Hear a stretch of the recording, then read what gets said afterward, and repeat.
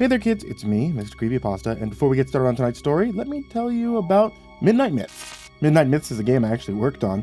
I did the coding for this, along with my friend General Drowned, for a game jam, the first one we ever did, as well as this is the first game that we ever did. If you guys would like to check it out, it's for free on itch.io.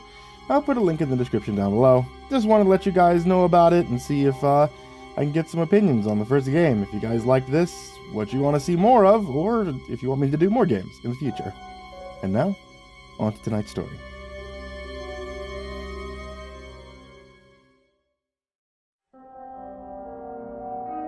Ralph walked a lot, like every day, a lot. He had lost his car a few years ago during the pandemic, not because he couldn't pay for it, but because he had a habit of driving drunk, and the cops took his license after the third time. So it didn't make a lot of sense to have it. He had walked ever since, and it kind of helped with his sobriety. He was a bit of a mess before that, drinking a lot, showing up to work hungover, eating too much fast food.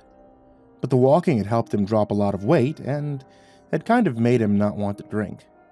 Walking while you were drunk was kind of miserable, and when walking was your means of transportation, you get pretty good at avoiding things that left you unable to do it. Ralph was coming into town on Tuesday, walking up the sidewalk that led from the trailer park that he lived in to the grocery store, when he saw the first sign. It was a normal enough white sign with big block letters at the top that read, "Missing." The thing that stopped him was the face that looked out from the sign. It was a guy of about 300 pounds, thinning hair pulled back into a ponytail and deep bags under his eyes. He was a deeply unhappy man, a man who looked like he was just looking for a hole to die in, and if it had a beer in it, then all the better. The eyes that stared out of that poster looked like the eyes that stared from between the bars of a drunk tank. And they had more than once. Ralph reached out and took the sign, staring into the eyes that he hadn't seen in years. He was looking at himself. Just a past version of himself. A version 2 or 3 years out of date. Out of date was a good way to describe it. Like spoiled milk. Missing, Ralph Gilbert. Address 9733 Earring Way, Trailer 17. Last seen April 23rd, 2023, walking along the shoulder of the road. Call Filibuster Sheriff's Office with any information. Cash reward possible. Cash reward, Ralph thought. It was weird to think that someone would be willing to offer a cash reward for someone like him, but he supposed it was possible. The friends he had now certainly valued him more than his bitch of an ex-wife or either of his ungrateful children had. More than the family he had left too, for that matter. He put the flyer back up, thinking it was weird that they hadn't just come out to the house to see if he was there. He had been there for a week after the what, he thought. The night that something happened. Something Ralph couldn't really remember. He kept walking up the street, enjoying the later afternoon as it dwindled towards dusk. This was his favorite time to walk, he thought.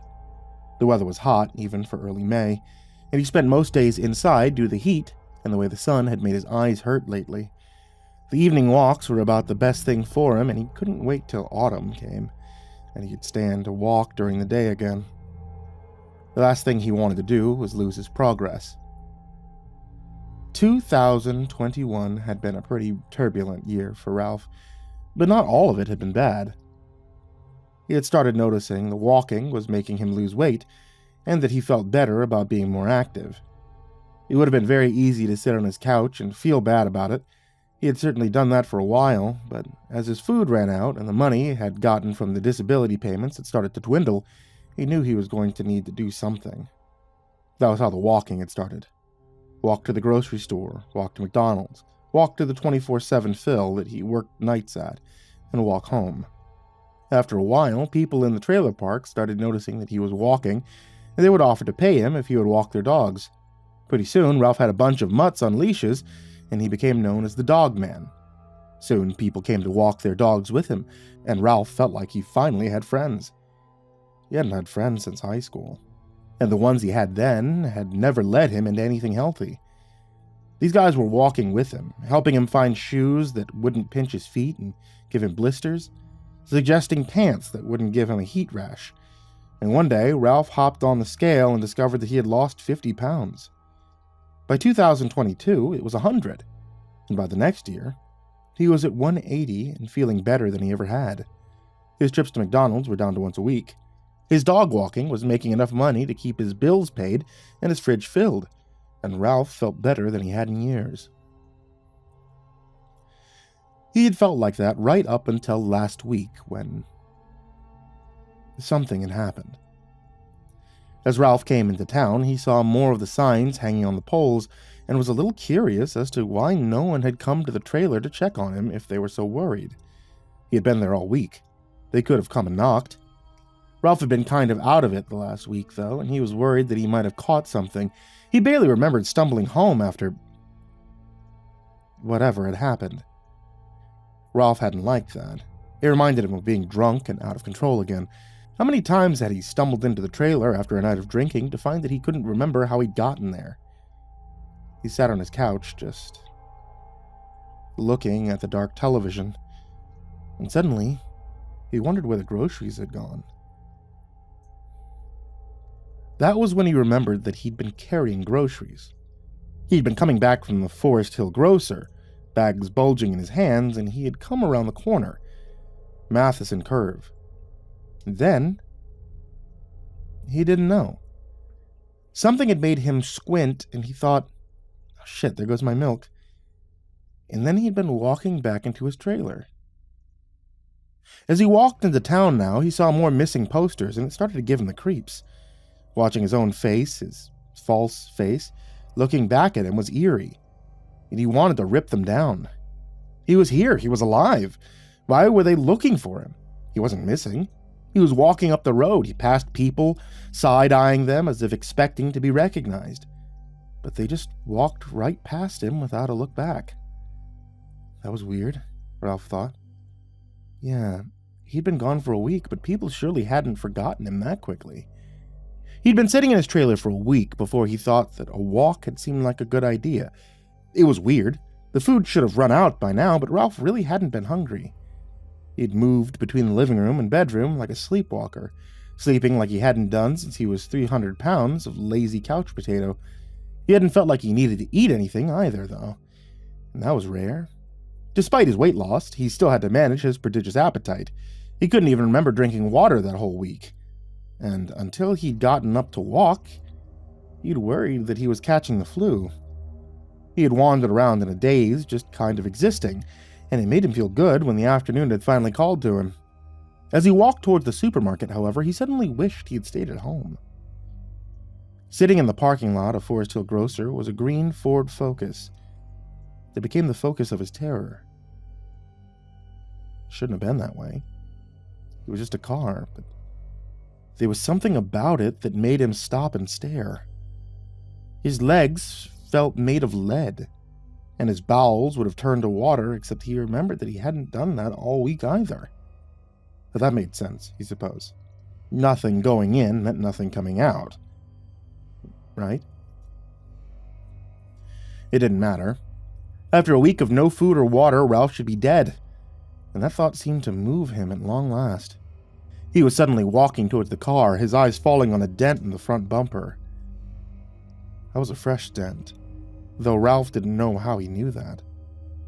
The door to the car was open, and Ralph climbed into the back seat like a sleepwalker. He sat there, waiting for something to happen, feeling kind of silly. This was stupid. The owner of the Focus would come back and ask him what the hell he thought he was doing. He'd call the cops. Ralph would go to jail, and then he'd be in big trouble.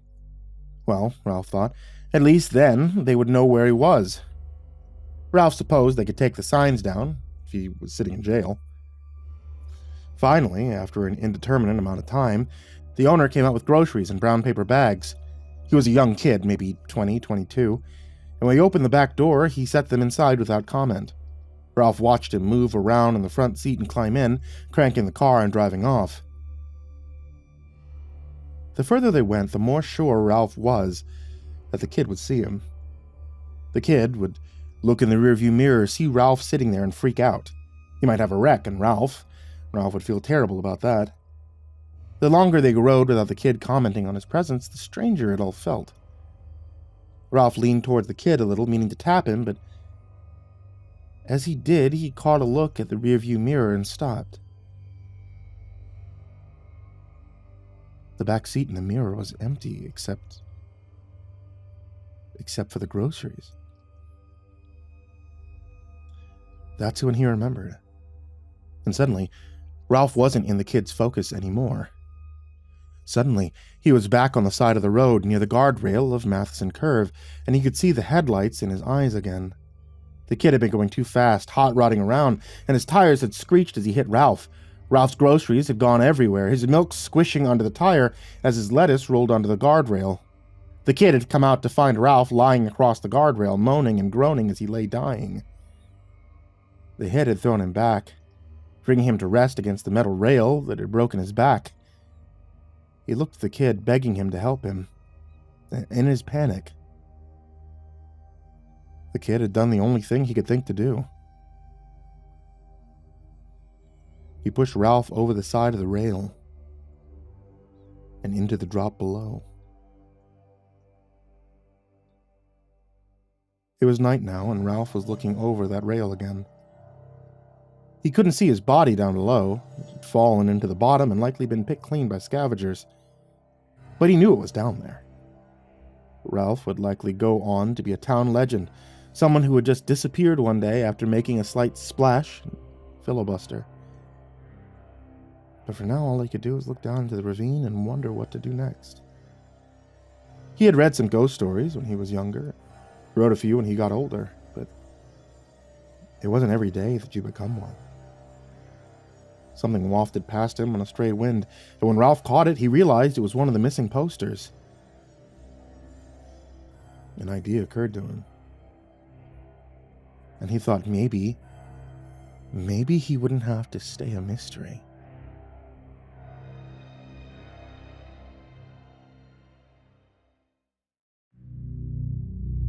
Officer Vermis stood by the guardrail ready to catch the kid if he decided to take a nosedive. It was pretty high. He might opt for a short flight over a lengthy prison sentence, but Vermis doubted it. The wind pushed his hair just as it did the officer's jacket, and he pointed down almost accusingly as he turned to the kid. "And that's where you pushed the body over?" Vermis asked. The kid, Tyler Mishad, nodded before being taken back to the station in the back of a different squad car. Vermis sighed. That was going to be some hard canvassing, but they'd find Ralph Gilbert. When they had gone to the kid's house, he had as good as confessed on the spot, and that had made it all very easy. He was repentant, very sorry, and very young. And some soft-hearted judge would probably not insist on the death penalty for him. It was unlikely he would never operate a motor vehicle again, not unless the state prison let him run a tractor or something. He supposed that would have to be good enough. It was weird, though. The police would have probably never known about the accident if it hadn't been for the tip they'd gotten. Looking at Ralph's picture on the front of the poster, Vermis remembered the night they'd taken his license. He'd been a bad drunk, but he'd turned it around, and Vermis hated that he had to end up like this. It was a bigger shame that the kid had to ruin his life by a moment of inattention, and those were the breaks. He flipped it over, looking at the odd writing on the back. It looked like it had been done with mucus, except it was a fluorescent green, like the slime they used to dump on the kids on the show his boy had watched when they were younger. He didn't know what had written it, and he didn't care. They could take Ralph Gilbert out of the unsolved case file, put him in the closed case pile. That was good enough for him. The message read, "Green Ford Focus. Dent in the front bumper. Kid hit Ralph Gilbert about a week ago on Matheson Curve. Body in the ravine. Don't let him rot down there."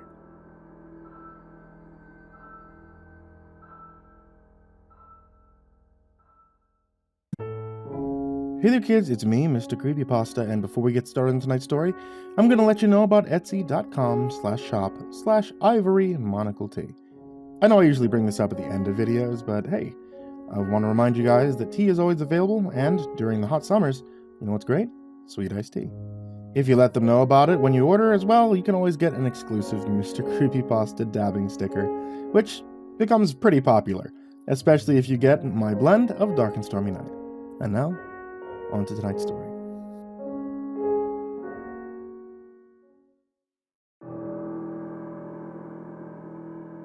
Around a month ago, I lost my left eye in a snowboarding accident. Most of it. 80%, according to the doctors.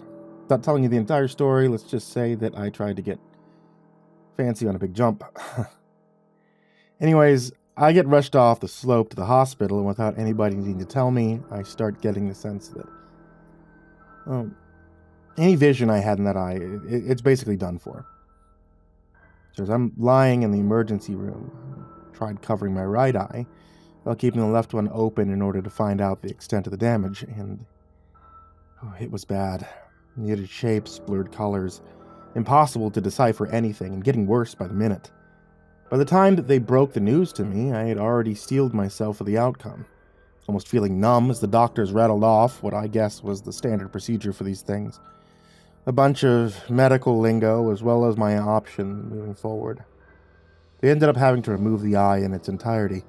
The thing was unsalvageable. It was strange. Staring at myself in the mirror afterward, it wasn't so much that I was horribly bothered by the way that I now looked, but at the same time, I dreaded the inevitability of having to explain it in future conversations. So I decided to get a prosthetic. Something that looked at least somewhat close to the real thing. Enough to fool anybody who might get curious. I had called the local clinics that the hospital had recommended and settled on the place offering the cheapest services after realizing that my insurance wasn't going to cover 100% of the cost. I scheduled an appointment with them, expecting to hear that the entire thing was going to take around 3 months or so. But, surprisingly, they were able to schedule me early the next week. So, the day of the appointment rolls around, and I make the drive over. From what it looked like, there were only 2 people working in the entire place. The receptionist, and one other guy I'd assumed was a surgeon or something. I thought it was a bit strange, and I brought it up jokingly, almost in passing. The receptionist laughed and told me that all the other staff members were off that day due to a scheduling issue. So I just smiled and nodded. Sure. The process ended up being pretty quick and painless. The surgeon led me into one of the rooms, did some tests and sort of measurements, and perhaps that was the moment I should have started questioning the whole thing. They told me that they just happened to have a prosthetic lying around that would fit me perfectly. The eye collar wasn't quite right, but they said that it was something that could easily be adjusted, and they could have it ready for me within an hour. Looking back on it, the red flags were rather glaring. At the time, though, I just assumed that it was an insane stroke of luck. When they finally brought it out to me, I couldn't believe how real it looked, and even more how comfortable it felt sitting inside the socket. I was so over the moon about it that any reservations or doubts I might have had kind of just melted into the ether. Of course, it did take some time to get used to only being able to see out of one eye. I mean, I can't even count how many times I stumbled or nearly ran into a wall during the first few days. Still, I was able to avoid some very annoying conversations, meaning that the thing was fulfilling its intended purpose. Within a week, I was beginning to settle into it, but that all took a turn, and I started seeing him. The man in the distance. It's a bizarre thing. A figure standing perfectly still, maybe a mile away, looking my way. I know it sounds like I'm overreacting, but just think about it. Have you ever been walking down an empty street, and after a while you begin to focus on something in the distance?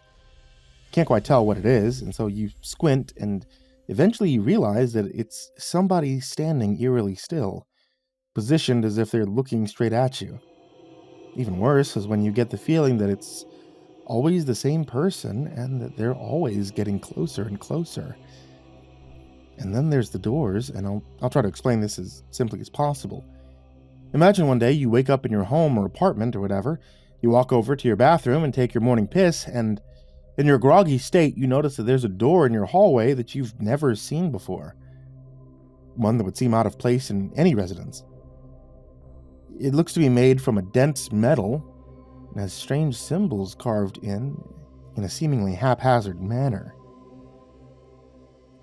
You close your eyes thinking that you've gone insane, and when you open them back up, the door has suddenly disappeared. Well, these are pretty much play-by-play recollections of the things I've been seeing, and ever since the first few instances, it's been happening more and more, almost exponentially so.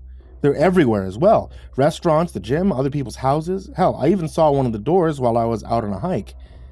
On the ground, right in the middle of the path.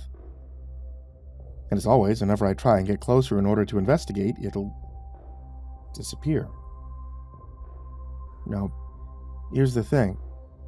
Unlike the man, it's never the same two doors.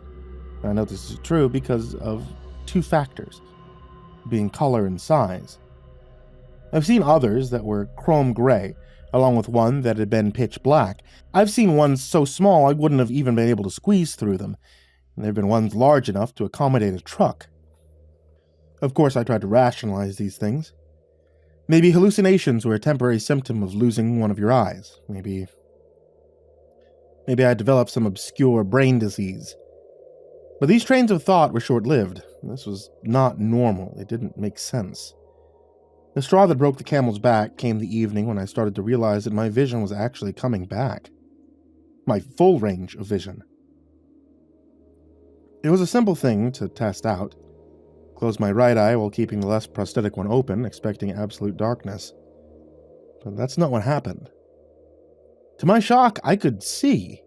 Granted, the extent of my vision was blurry, to the point where I wouldn't be able to function with it alone, but the fact that anything was there at all kind of spat in the face of logic. As soon as I realized this, I went to the bathroom in order to try and take it out.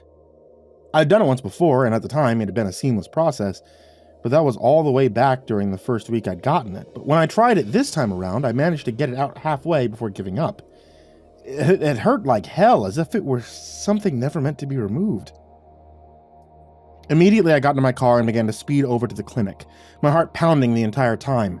At some point during the drive, I took a glance at the rearview mirror and something seemed off about the car driving behind me. I kept glancing at it, trying to understand what the issue was. There was a young woman in the driver's seat, fine. No issue there, but there was somebody else sitting in the back seat while the passenger seat remained empty. I switched lanes, slowing down while I let her pass. When I went to look again, she was the only person in the car. I shook my head, trying to quell my nerves as I continued to drive, though the scene that I saw upon pulling into the clinic's parking lot certainly didn't help with that. There was police tape everywhere. It looked as if the place had been ransacked or something. The windows had been smashed, broken glass littered the pavement, and from what I could tell, the inside had been completely trashed. There was only one other car in the lot, a police vehicle with a tired-looking cop sitting inside. I parked, got out of my car, and knocked on his window. The cop eyed me warily before rolling it down. "Yeah," he said. "What do you need?" I was wondering what happened here," I said. He stared at me for a while before responding. "Can't say. Ongoing investigation." Then he paused before asking, "Why do you need to know?" I wasn't quite prepared for the question, and after stumbling through a few sentences, I ended up telling him that I'd gotten a prosthetic eye from the clinic, but was starting to have issues with it. Which was basically true. "That's it?" the cop said. "An issue with the eye, nothing else?" His tone was strange, as if, for whatever reason, he knew that I wanted to tell him more, which in turn indicated to me that he was itching to do the same. After a bout of awkward silence, I nodded my head. "Yeah, nothing else." The cop just stared at me with this incredulous look on his face, and I suppose that was ultimately the reaction I was looking for, a confirmation that we were indeed on the same page. He opened his glove compartment and pulled out a notepad and began to write something down. A phone number. Then he handed it to me. "We can't talk right now," he said, "but if things escalate, then, give me a call." Then he gestured for me to lean in, and so I did. "Listen to me. he said, barely above a whisper. If he starts getting close, and I mean real close, then you know what you have to do, right? I don't think I understand. He focused on the left side of my face. Let me guess, you tried taking it out, but it hurts, doesn't it? Well, it's gonna hurt no matter what you do. There's no easy way out of this. I shook my head. What the fuck are you saying? The cop sighed, his eyes darting around. Suddenly he seemed nervous. Look, he said, give me a call, and one more thing. If you can help it, try your best not to look at him. He turned away and began to roll up the window. Wait, I said, what about the doors?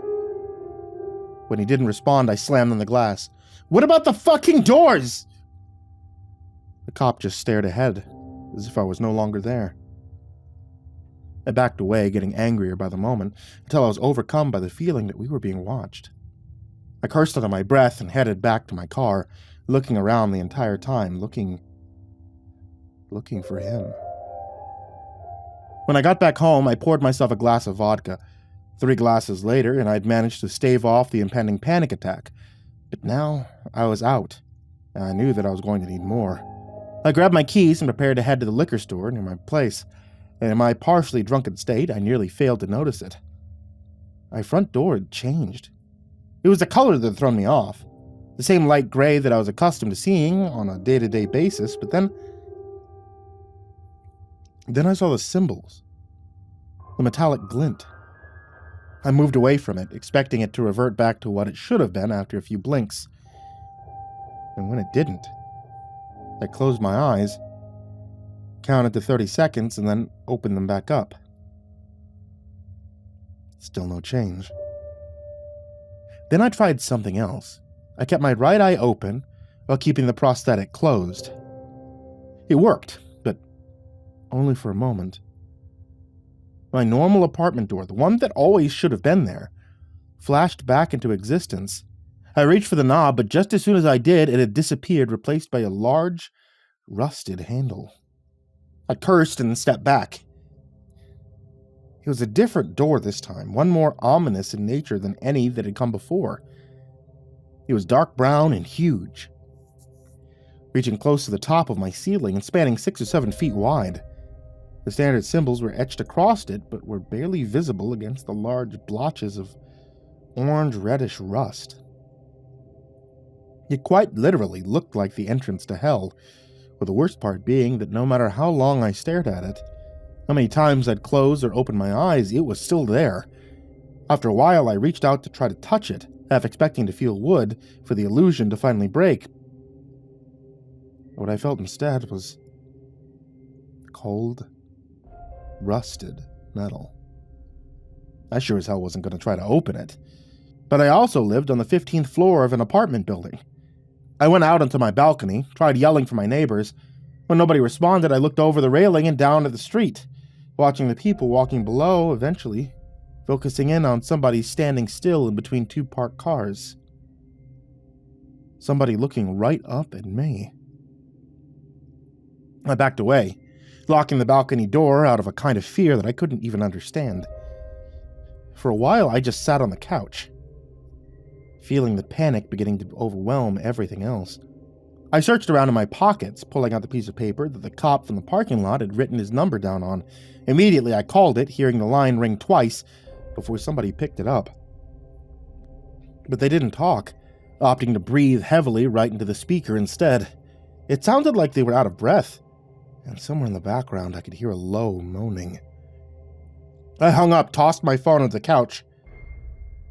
I was starting to feel lightheaded, the skin on my face becoming hot to the touch. And so I walked over to the bathroom and doused my face with cold water.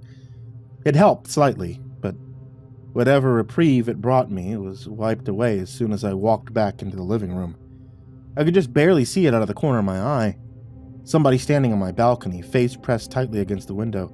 Their skin was pale, and they were dressed in what appeared to be a sweeping black robe. Remembering what the cop had told me, I didn't look at it directly, keeping it at the edge of my vision in order to give myself peace of mind, and to make sure that it didn't move. I inched towards my couch and picked up my phone where I had left it and dialed 911. I told them that somebody was on my balcony, trying to break in. They needed to send somebody ASAP. The operator told me that they would, but in the meantime, I'd be better off leaving my apartment. I told them I couldn't do that. When asked why, I had no answer. This seemed to confuse them, but they told me to stay on the line, which I did. By now, I was actively trying to stop myself from hyperventilating, and in my fear, I walked backwards into my kitchen and grabbed hold of a steak knife. I must have looked away from the balcony for a split second because now the figure was gone. I held my breath, and soon enough, I could hear something coming from the hallway behind me. What sounded like rough, animalistic exhales. "It's inside," I whispered into the phone. "It's behind me." I could hear the operator saying something, but at that point, I was too stunned to listen. "You know what you have to do, right?" I looked down at the knife in my hand. The last things I remembered before everything went fuzzy was the door slowly creaking open and something cold brushing against the back of my neck.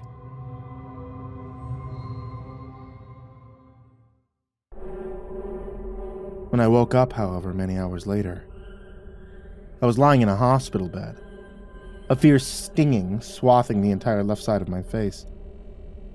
I reached up and I felt around, my fingers skimming across layers of thick bandages. Given the facts at hand, I had a pretty good idea what had happened, but I still asked the nurses in order to confirm things. When the cops had found me, I'd been lying on the floor, the back of my head submerged in a pool of my own blood, my fingers still wrapped around the handle of the knife. Apparently, I had carved the prosthetic straight out of the socket, and I had done a piss-poor job. After the nurses had left, two plain-looking men in suits approached the side of my bed. They began asking me questions. At first I thought that they were state-appointed psychiatrists or something, sent to determine whether or not I was a harm to myself and others.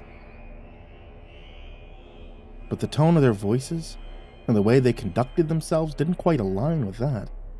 They were very matter-of-fact with their questioning, more like detectives than anything else.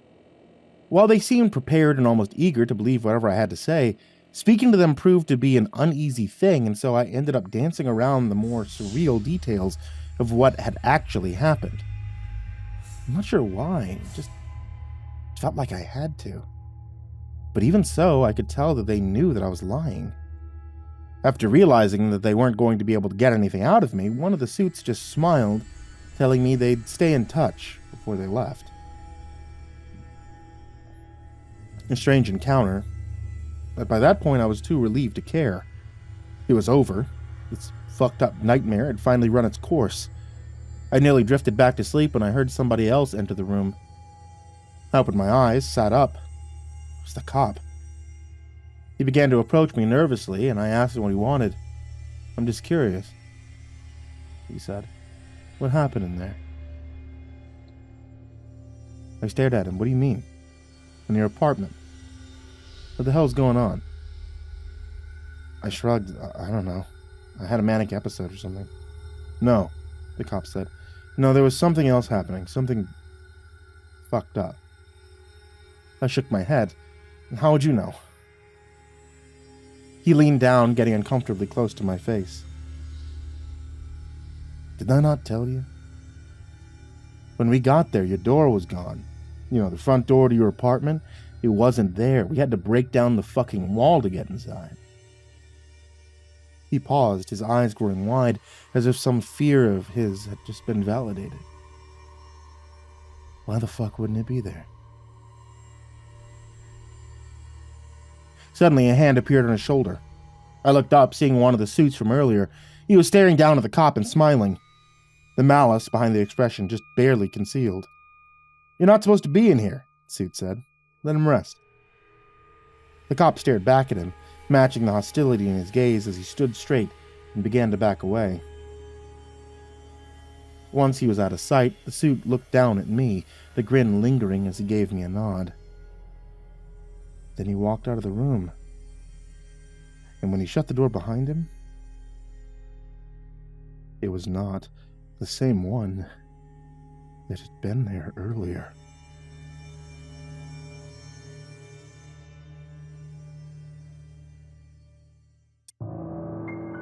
So I got home at around 11 p.m. Late night at the office turned into an even later night at the bar.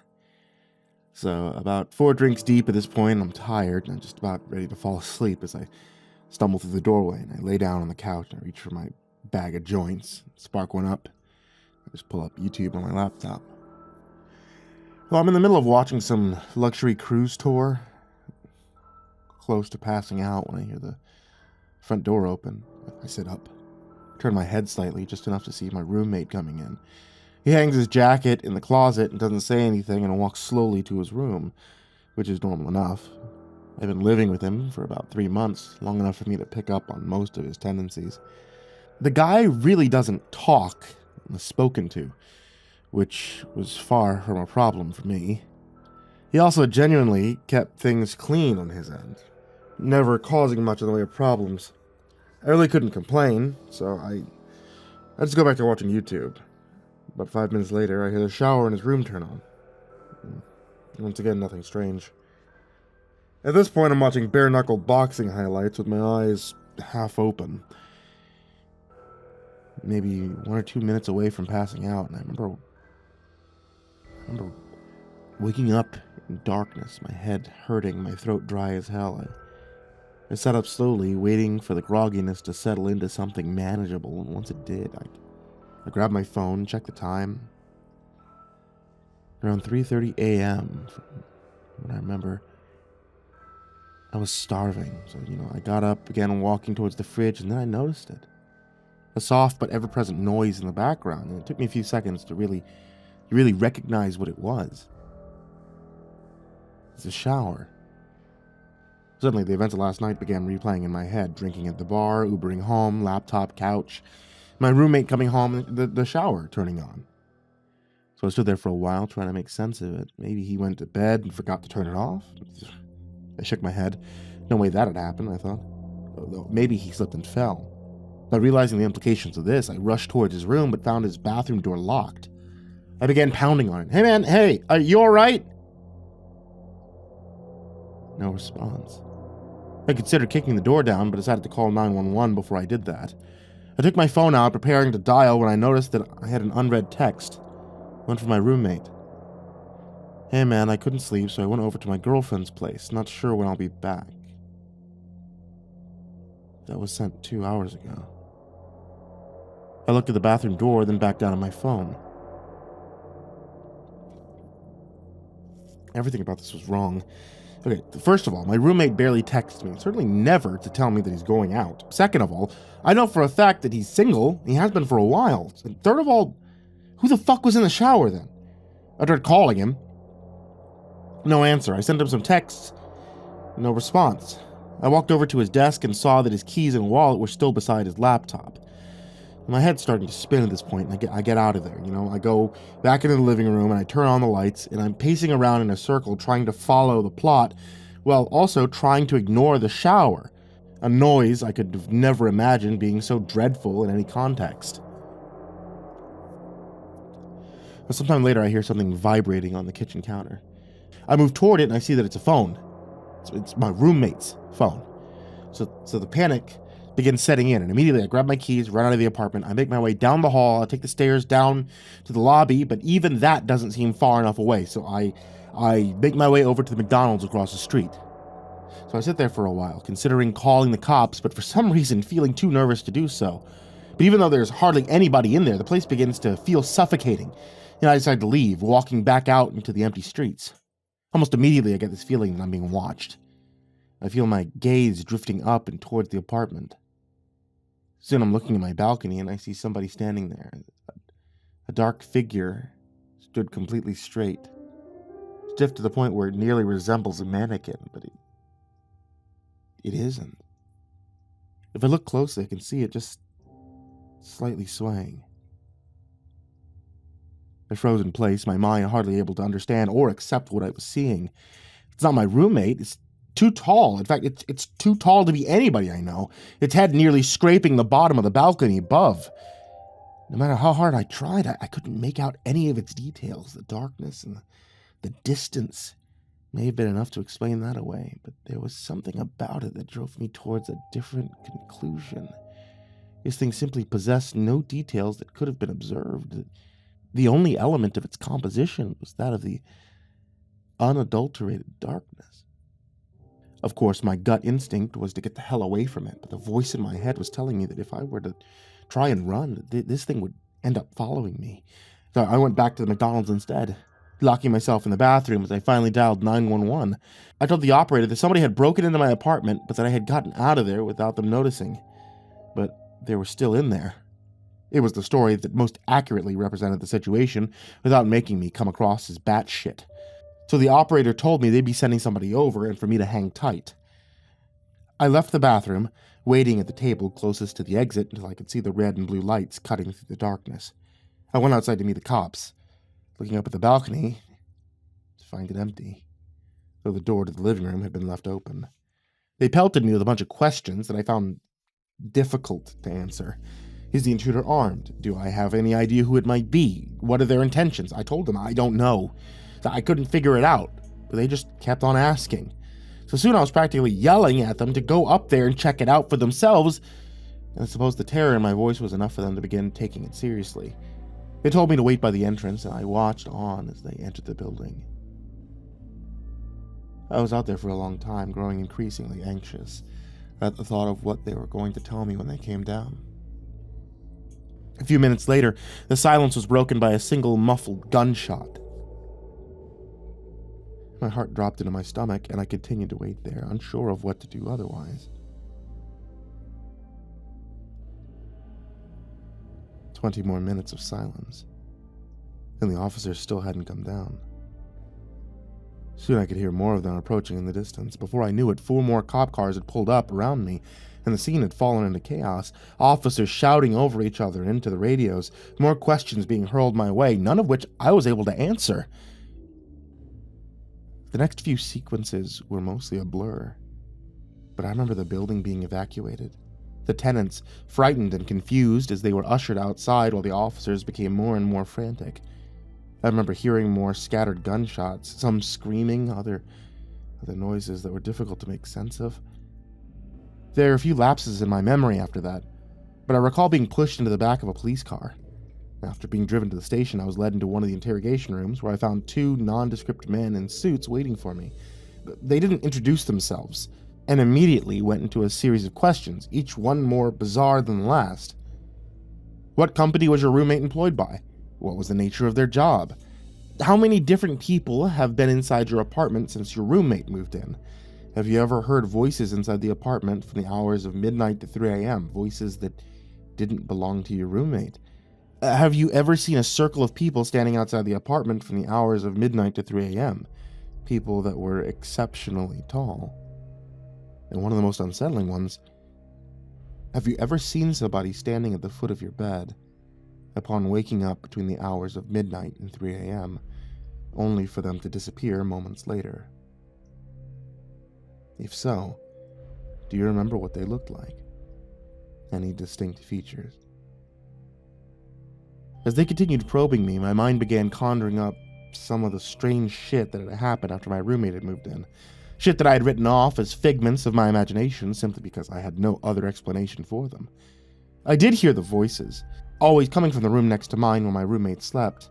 I was always so tired when I heard them, but I do remember it either sounding like a young woman or a man with an extremely deep voice.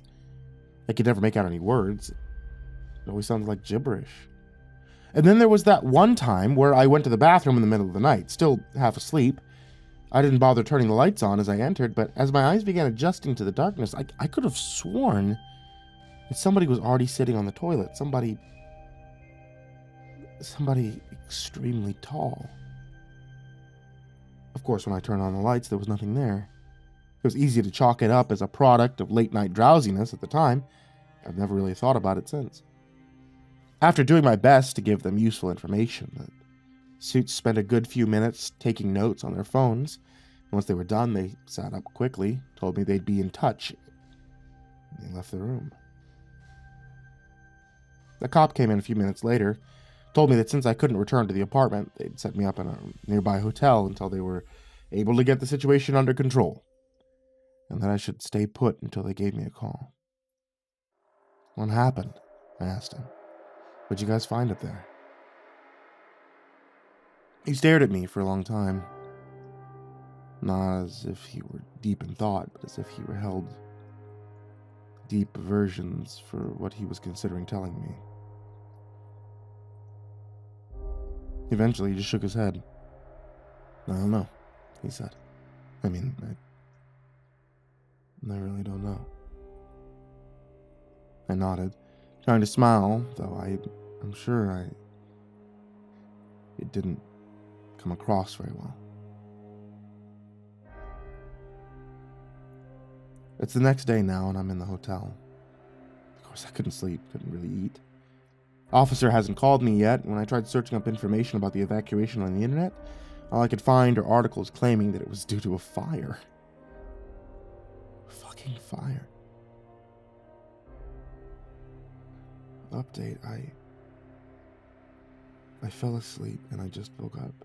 It's 1 a.m. now. I can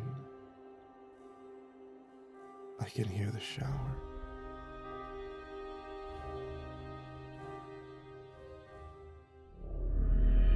I don't really know my grandparents very well, but that's because I grew up in the States, and they remained in Tokyo when we left. When he passed away, I got the news via FaceTime.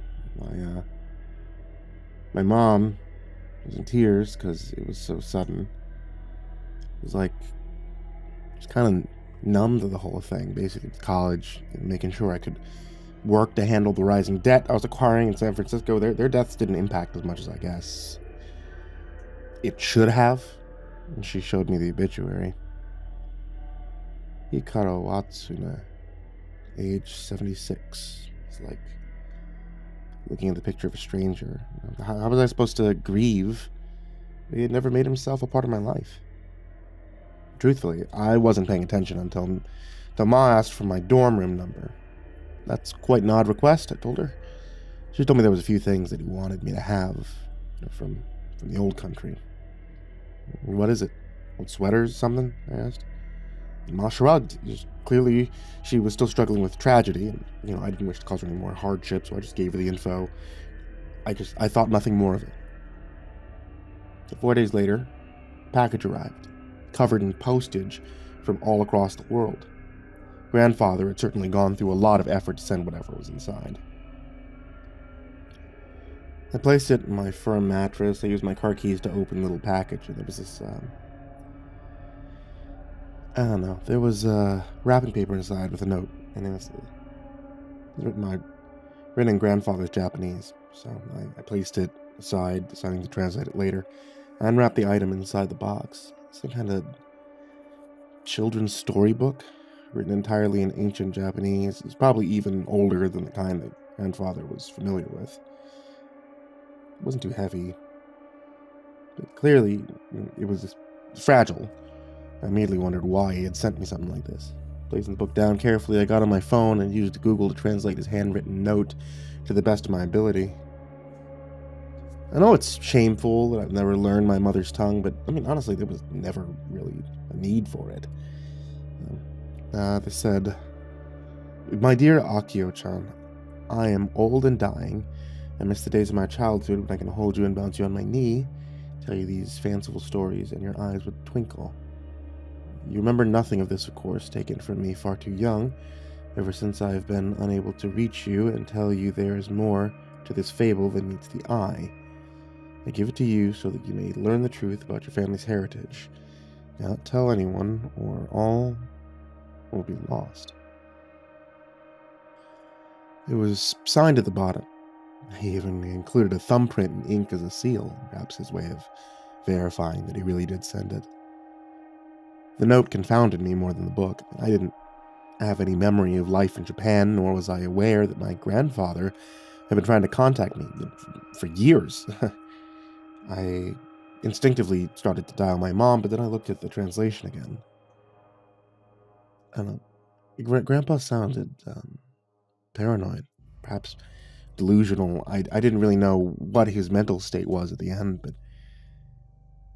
if there was some truth to the words.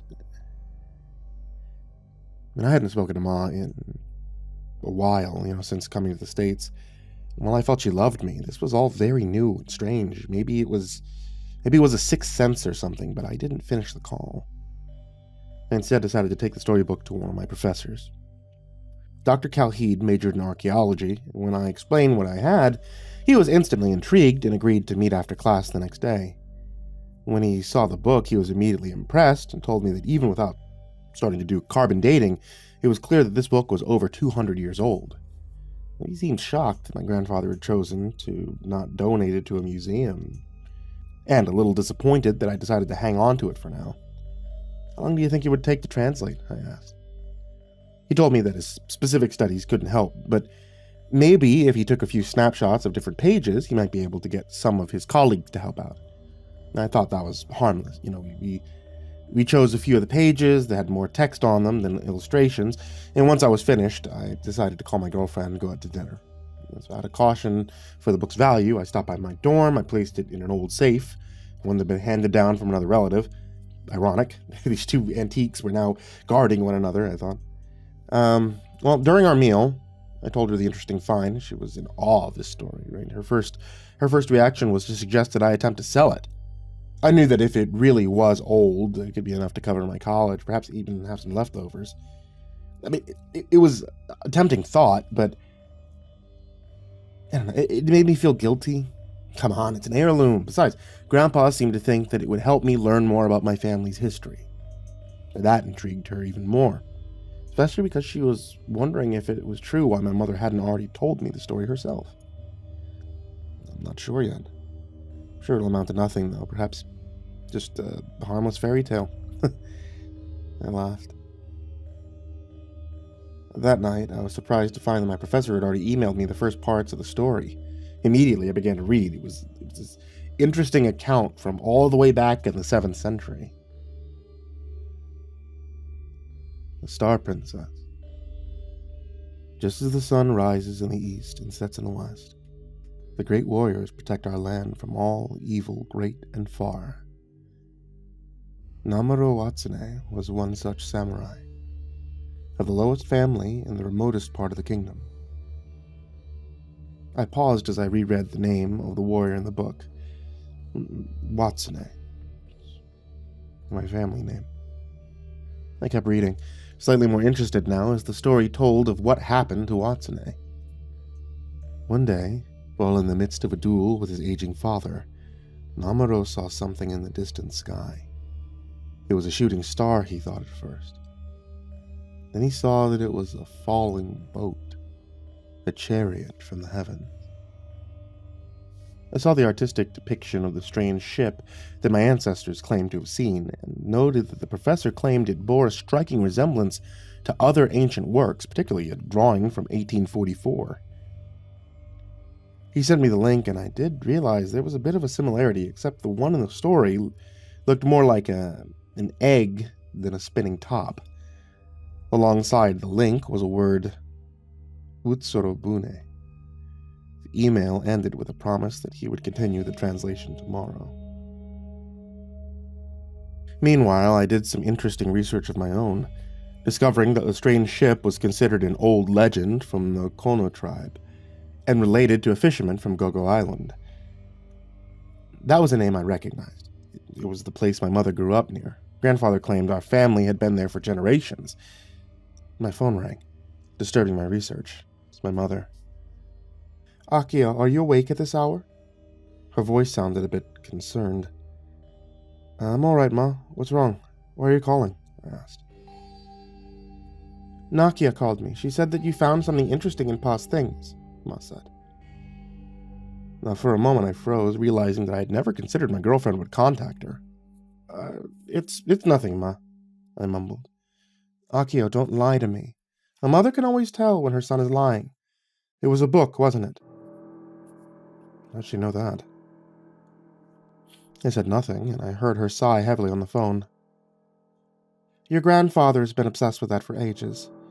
I really didn't want you roped into his nonsense, she whispered.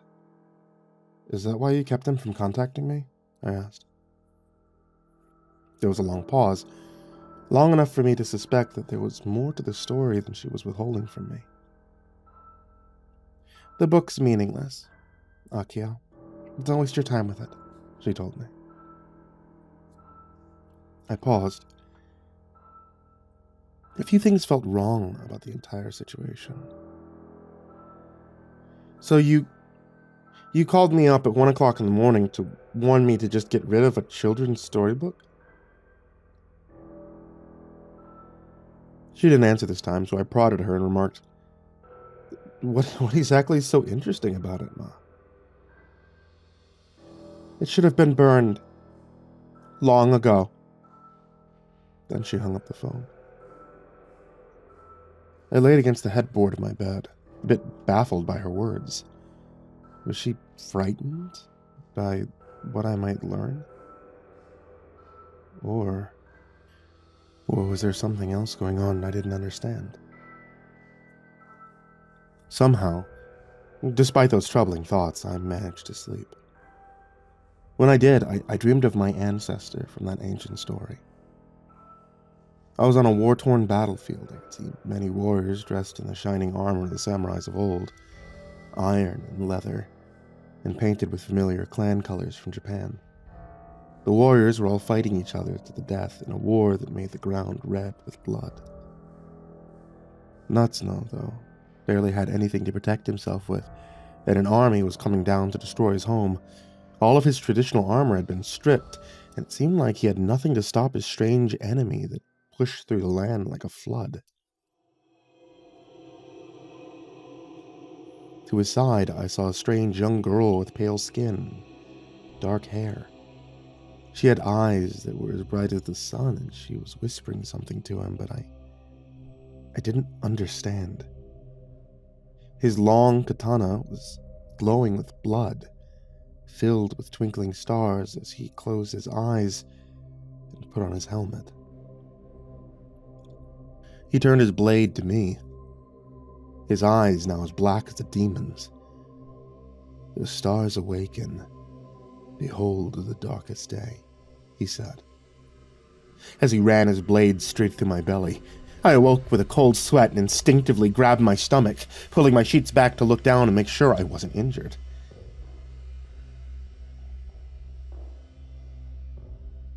Just a dream.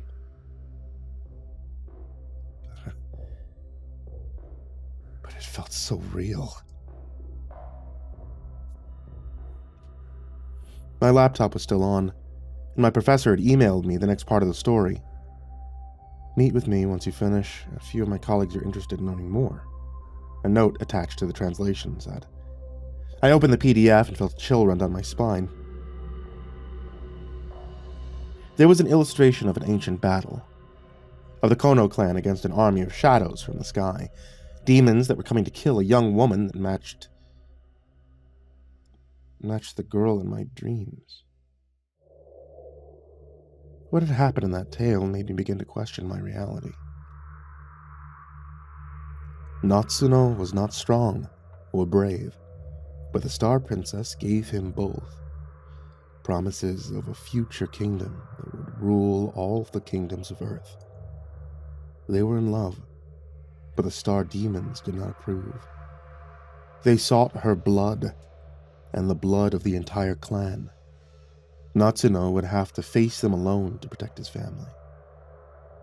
Natsuno was given the powers of the stars and struck down millions of the demons with a single blade. He did not falter, but as a result of his strength, he lost his mortal life. As the last demon tried to strike him down, Natsuno was given a final task: to give birth to his son, sinless and pure. The depiction of the man bursting open and a child hovering and glowing from his bowels didn't make this feel like it was a children's story, but rather a gory war story with a strange supernatural ending. Had this been what would happen next in the dream? Why had I depicted these scenes so vividly in my subconscious when I'd never even seen them? Reading the stories felt like I was opening a door in my mind. Some memory I never remembered being planted there. At the end of the PDF, my professor reminded me to meet him that afternoon for more of a discussion. His urgency told me there had been something else he'd uncovered, and my troubled dreams made me eager to find out what it could be. I met him at the library alongside 3 men I didn't know. I was actually surprised when I saw that they were all Japanese, and instinctively I gave them the customary bow of the culture. "Akio, I'm glad you could make it. These are associates I've contacted about your find. They came as soon as they heard of its importance," my professor said excitedly. For a moment, I panicked. I had hoped that he wouldn't involve anyone else, but these men all seemed dignified and reasonable. So I sat with them as they began to talk. They told me that they had determined that the book my grandfather had in his possession was from 1805, probably crafted directly on Gogo Island, the first man said. The second man was a bit older and coughed into his hand. "As I'm sure you no doubt have realized, this is a priceless artifact that belongs to the people of Japan, who would like to return it to Tokyo immediately. There would be a small finder's fee. After all, Hikaru ensured that this story would be able to endure the test of time," the third man said. I paused, my eyes flickering for a moment. "What did you say?" I asked. The first man repeated the offer, saying they wished to offer compensation for finding this national treasure. "No, not that. You mentioned my grandfather's name. How did you know that?" I asked. The 3 men exchanged glances, and even my professor seemed a bit puzzled, asking if I had ever met these men before. And those were the last words he ever spoke. The second man had taken out a gun and shot him straight between the eyes. The sound was so loud it made my ears ring. In such shock, I didn't realize they were pointing the weapon at me next. The man was mouthing words and shouting, but I couldn't hear him at first. My fight-or-flight instinct took over, and I kicked the table up, pushing the 3 men backwards. As I looked down at my professor's dead eyes, I mumbled an apology and ran. Immediately, I could hear the faint rumble of their feet. They were pursuing me. I ran to the second floor of the library, weaving between the aisles until I found a broom closet and hid within. The shuffling of feet eventually subsided, and I knew they were gone. After a few more moments, my racing heart began to calm, and I looked down at my shirt that was now covered in my professor's blood. What was so important about that book? So important that they would want to kill for it.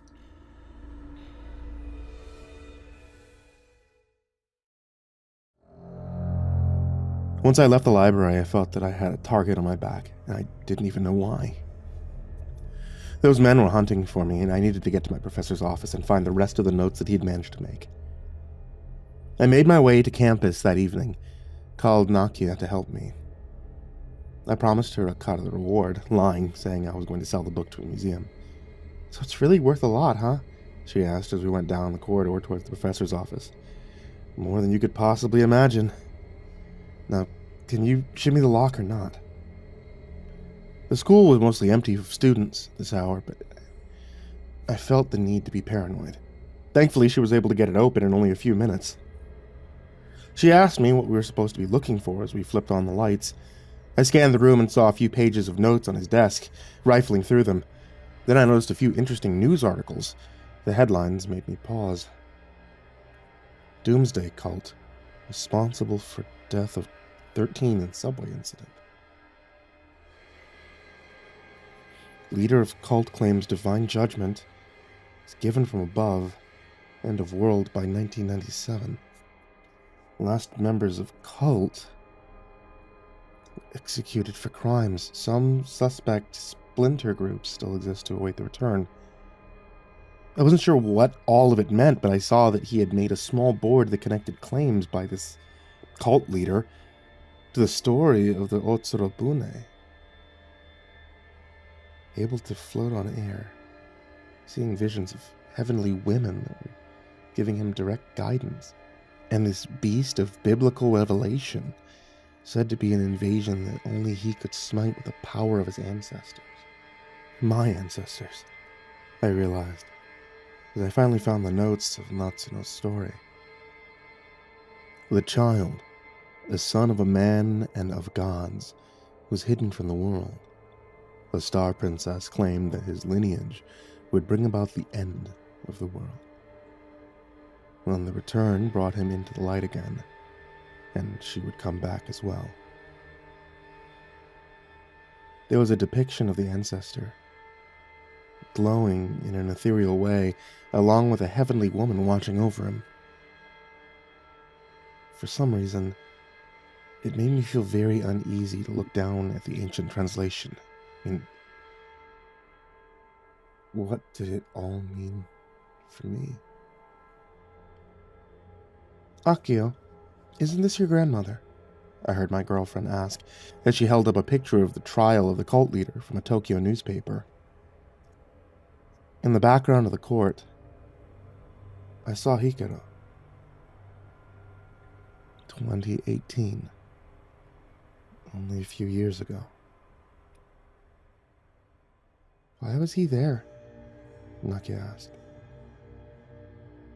I'm not sure, but I think I know who can give me the answers, I said, as I realized that going to my mother was the only option I had.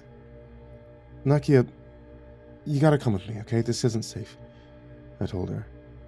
She seemed frightened by the idea that a mere children's book could hold such power. People have been killed already because of it.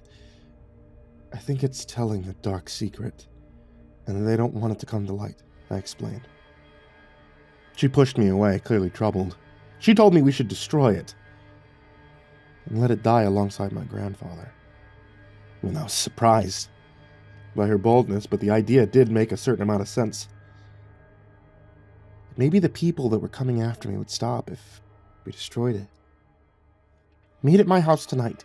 We can burn it and just forget all about this, she said as she kissed me. I grabbed the notes from my professor's desk and rushed home to get the book. I wasn't sure it was going to be safe anywhere until it was gone. As I traveled, I felt constantly followed or watched. Suddenly, everyone around me no longer seemed trustworthy. As I traveled to Nakia's house, I listened to more notes related to the Star Princess, and it troubled me. Many claim that ancestors from the clan related to Natsuno are descended from the Star Child itself, the warrior that was born from heaven that would cause the end of the world. The Star Princess, some believers testify, still walks among us immortal, and there are shadows among men that do her will. The demons from heaven, some theorists claim, were her own people. They saw the danger of the child, the danger of her arrival in the Otsurabune. Her ancestors are a threat to all mankind and must be eliminated, some extremists have proclaimed. The words were stunning to read, if they were true. Did this explain why those men wanted me dead? Was Natsuno a harbinger of evil? And if Grandfather had learned the secret, why hasn't he tried to stop this ages ago? What had changed in the recent years? As soon as I got there, Nakia pulled me inside asking if I had the book. Yeah, but honestly, I'm not sure about destroying it anymore. It feels like this has more secrets than just my family, I told her. Nakia disagreed, insisting it would only bring bad luck, and tried to snatch my pack from my hands. I asked her how she could be so quick to destroy an important artifact. What I've read might change the shape of history as we know it, I told her. She apologized, admitted she was just nervous to lose me, especially after what happened at the library. She promised not to pressure me, as we sat down and I examined the last few chapters of the book. Without a translator, it was hard to guess what was happening. I saw the strange dark creatures from the stars swarming across the surface of the earth, and I saw the glowing woman from ancient times emerging from the ground. Except this time it was plainly obvious the demons were coming from her. So she had become their host, or she was the cause of the problem all along. I think I might have gotten the story wrong. I think this visitor from ancient times infected mankind, waiting to spread her evil across generation after generation, I whispered. I looked up to see what my girlfriend had to say, but she was gone into the next room. She insisted I come to bed with her and pulled me close, kissing me tenderly. I guessed it had been the recent string of events that caused the sudden passion, but only a few moments later I was proven wrong. She was reaching for something in her cabinet, and at first I thought it was a condom, and then I saw a syringe filled with a black pus. I fumbled backwards as she grabbed it and realized this rendezvous was never about helping me at all. Who are you? Are you involved in this too? Holding the syringe close to her body, her voice changed and she claimed that she needed to kill me, to protect my children. As long as the heirs of Natsuno were alive, her prodigy were a danger. She rolled her eyes back and she began to glow. Her hair turned white, her body burst with stars and strange tendrils of fire. She was the Star Princess. She told me she had hunted me and my family for ages, trying to find every last member, kill every last one. The only ones that still knew of her secret. And then she lunged to attack. She was so strong, I doubt even 10 men could hold her down. Somehow I managed to break free and ran towards the living room, grabbing the book and running to the door. Nakia was right behind me, using her superhuman powers. She pulled me down, she slammed me to the ground, and I was sure that I would likely die in the next few moments if I didn't act quickly. Her teeth were dripping poison and burning my skin, and in that brief moment I had an opening. I managed to push my body against hers, and the syringe plunged into her neck. I injected that poison, and her eyes turned from a glowing to black and dead. She collapsed on the ground beside me as I stumbled and ran from the house. I haven't stopped running ever since. The book.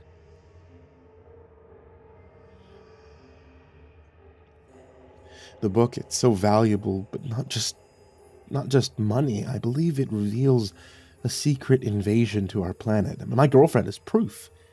I don't think the Star Princess will be dead for long if the prophecy is to turn out true. And now, as I travel in hopes of finding others who know more and can help me, I fear that I trust no one. The final notes from Calhide told me this much. My assumption of the end of the tale was correct.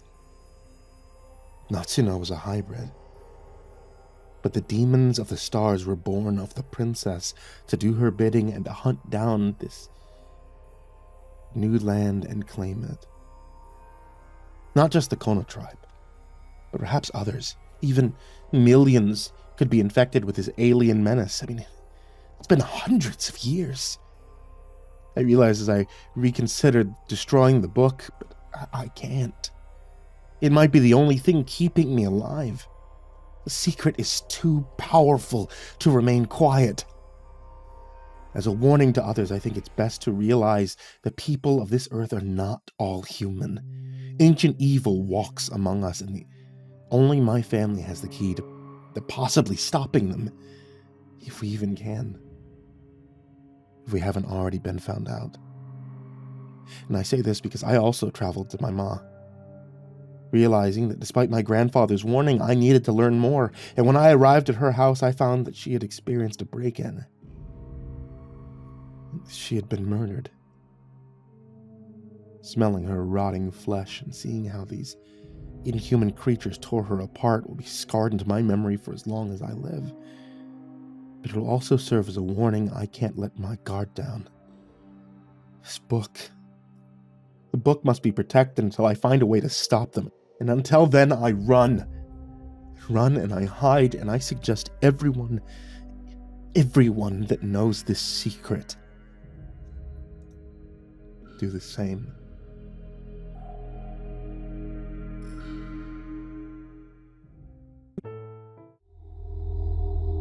I'm sure everyone can remember their retail days. The period of our lives when we work long hours for shit pay, and at the mercy of every dickhead who felt a soy sauce shortage was a legitimate reason to ruin someone else's shift. I'm still, unfortunately, eyeballs deep in that phase of my life, and I sure wish that soccer moms with bad haircuts or thumb-shaped juice heads with little man syndrome were the biggest of my problems. We all make jokes about working retail being hell, and some even compare it to purgatory. Between space where time passes at a painstaking crawl, it's nothing compared to this. I had my back pressed against a cold refrigerator in the appliance showroom. I was waiting to get the hang of this disturbing version of hide and seek, but I was getting pretty tired of being the one hiding all the time. You could hear the subtle, deep-throated clicking of the creature as it made its slow pursuit up the aisles, meticulously searching. It knew I was here. They always did. Next to the arch of its back over high shelves, its gangly limbs clinging to beams to keep its balance. I held my hands over my mouth and tried to steady my breath as the creature made its clumsy advances. A viscous sludge oozed from its skin, sounding like tar when it dripped to the floor. The sludge eating away at everything it touched like corrosive piranha solution. It smelled of hot floor in a dumpster, like burnt tire rubber, warm beer, and melted plastic, with the nose-curling sourness of spoiled food. I could feel the muscles in my gut seizing, threatening to eject the dry cereal I shoveled into my mouth this morning. The refrigerator rattled as I saw a meaty clawed hand the size of a large dog cling to the tops, followed by the sound of ragged breath. The smell grew heavier as the hand slapped from one fridge to another until it settled atop of mine. It sat there just long enough to wonder if I'd been found before it, along with the smell, vanished entirely. Oh, thank God. I waited for my heart to move from hammering in my throat to back into my chest. I peeked my head from behind the fridge to see no one. I was alone again. Management nearly got you this time, man. Or at least I thought I was. I about pissed myself and quickly turned around to find a mannequin standing within shoe-throwing distance in an ugly sweater and a pair of fitted khakis. Fred, Jesus Christ, I told you to start announcing yourself. I mean, I could have, but then you would have ended up as Shirley's lunch. I know what everyone would be thinking about now. Oh, this guy is hiding from monsters and talking to mannequins. He's probably nuts. And yeah, you'd probably be right, but consider this first. I work retail. I deserve to be crazy. So, reserve all judgments for now. The mannequin, Fred, swung his body from side to side, stiffly waddling over to me. So what'd you do to make her mad this time? Breathe too loud, sit too long? I stood up and dusted the lint bunnies from my pants. Fidgeting with a sign sticky tab, I said. Yeah, that'll do it. She got Juan earlier. Poor bastard, didn't even see her coming. Fred looked like a life-size Ken doll and spoke with a New York accent. His mouth never moved, though. It was permanently fixed into a smile. One filled with a row of perfectly straight, white-painted teeth. But his eyes, those moved. They seemed to follow you. It was like one of those spooky old paintings where the eyes seemed to track you around the room, no matter where you went. It was a little creepy. Donkey tattoo, Juan? I liked him. He didn't give me as many stink eyes as the others. Yeah, well, he's got no eyes to stink with anymore. Squashed like a watermelon. Kersplat! Cheryl didn't even stop to look at him. Yeesh. Better him than us. Us? It won't eat you. It'd be like eating a plastic bead, I said as I began to reface the water filter again. I mean, yeah, but I'd give her indigestion for you if she ever does. Fred made an attempt at putting his hands on his hips with an awkward rubbery squeak. How noble of you. If Fred had been endowed with the gift of face muscles, he'd probably be wearing a shit-eating grin. Hey, it ain't easy being a hero. I listened again to see if Cheryl was still around. You'll never be too careful with manager 5 ears to the ground, Cheryl. The screams in the distance told me it was somewhere in household chemicals, which meant there were around 6 miles of store between us. The hellscape where I work is called Thetamart. It was supposed to be like a super shopping center, best described as if a mall in Costco had a baby. But this baby was unfortunately disfigured so horribly it broke and disregarded the laws of the reality we live in. All that to say, Theta Mart is like a retail affair baby if H.P. Lovecraft was the mistress. It's full of impossible creatures, monsters, and products an insane person couldn't even conjure in their strangest fever dreams. Everything inside of Theta Mart is white, a stark, sterile white from floor to ceiling.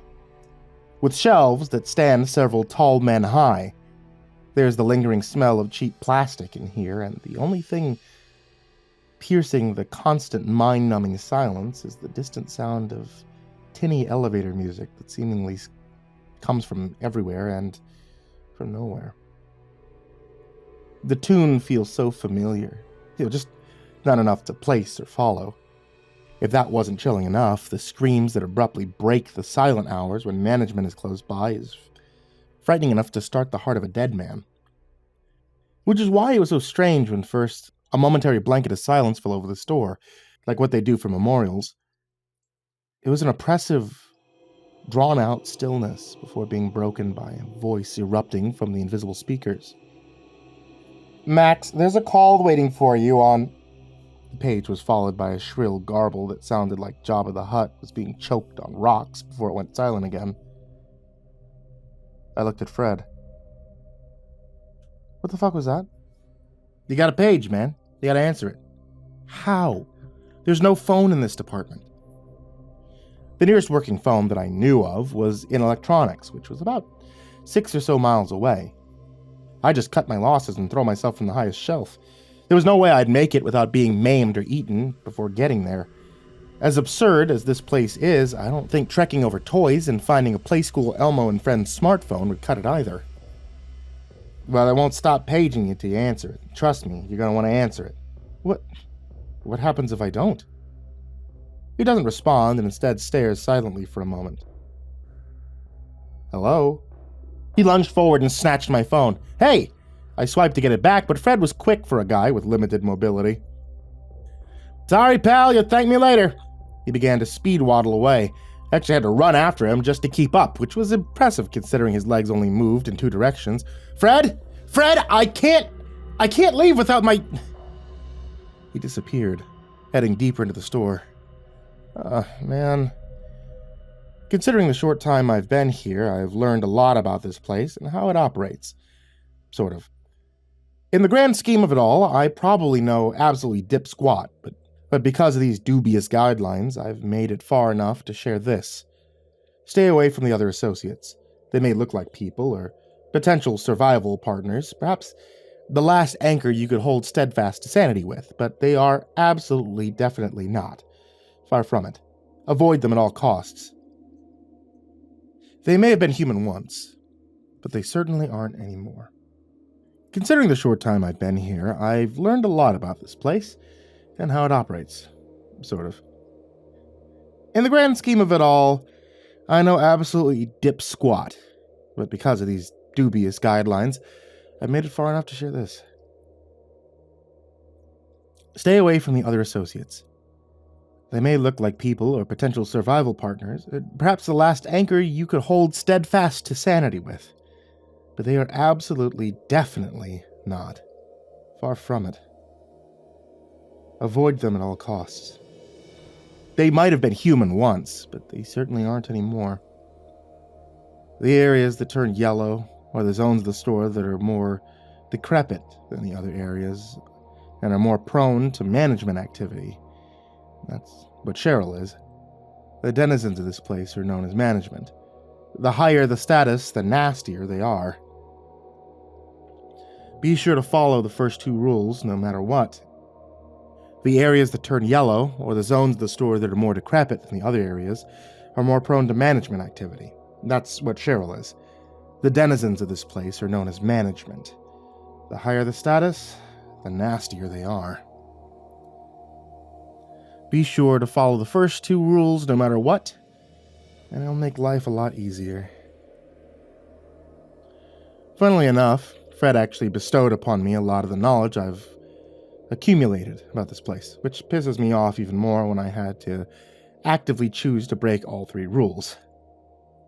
Fred, this isn't funny. I don't have time for your crap. I continued walking at a brisk pace, following the distant taps of hollow dress shoes. All around me, the fluorescent lights became yellower, more tarnished. They flicker and hum overhead, and some blown out completely. There are pillows and overturned furniture, soggy boxes, and broken glass strewn about the linoleum. The smell of stale old couch, stuffing and mildew penetrated the air and hung like a wet blanket, making it slightly uncomfortable to breathe. I walked beneath a hanging sign saying in bold blue letters, "Home and Decor." Crap. I found myself reconsidering how important my phone really was. I mean, I could just buy a new one, sure. The other one isn't even paid off yet. But is it really worth being eaten or squashed or whatever it is monsters do to people? A scrawny college student sustained purely off of ramen and espresso can't taste that good, right? Just when I talked myself into abandoning my phone with every puppy pic of my dog I'd ever taken, I felt eyes fixed on me. I'd been spotted. Maxwell. Shit. I slowly turned around to find looming over me was Nosferatu. Well, he's not actually Nosferatu, but he could have had me fooled if it was a spirit Halloween. Ralph, you look, alive today? Ralph's skin clung to his skeletal frame like wet toilet paper. The white of his eyes were as sunken and yellow as the lights around us, and his apron identical to mine, covered in various stains of several concerning colors. I tried my best not to stare at them as he leaned down and hovered closer to my face. His irises glistened, a gloss milky white with something swirling behind their film. Why aren't you in your department, Maxwell? Now would have been an amazing time to be great at lying, but I wasn't much of a talker at the best of times. I was getting... My eyes began frantically darting around for a sign or... Milk! Milk. Yeah, milk. Can't have my bones breaking on the job, right? I made an attempt at a playful punch, but Ralph was so much squishier than he should have been. I felt my stomach lurch when my fist sunk through his arm and into his torso like a damn slime-filled stress ball. Except instead of alleviating stress, he made it so much worse.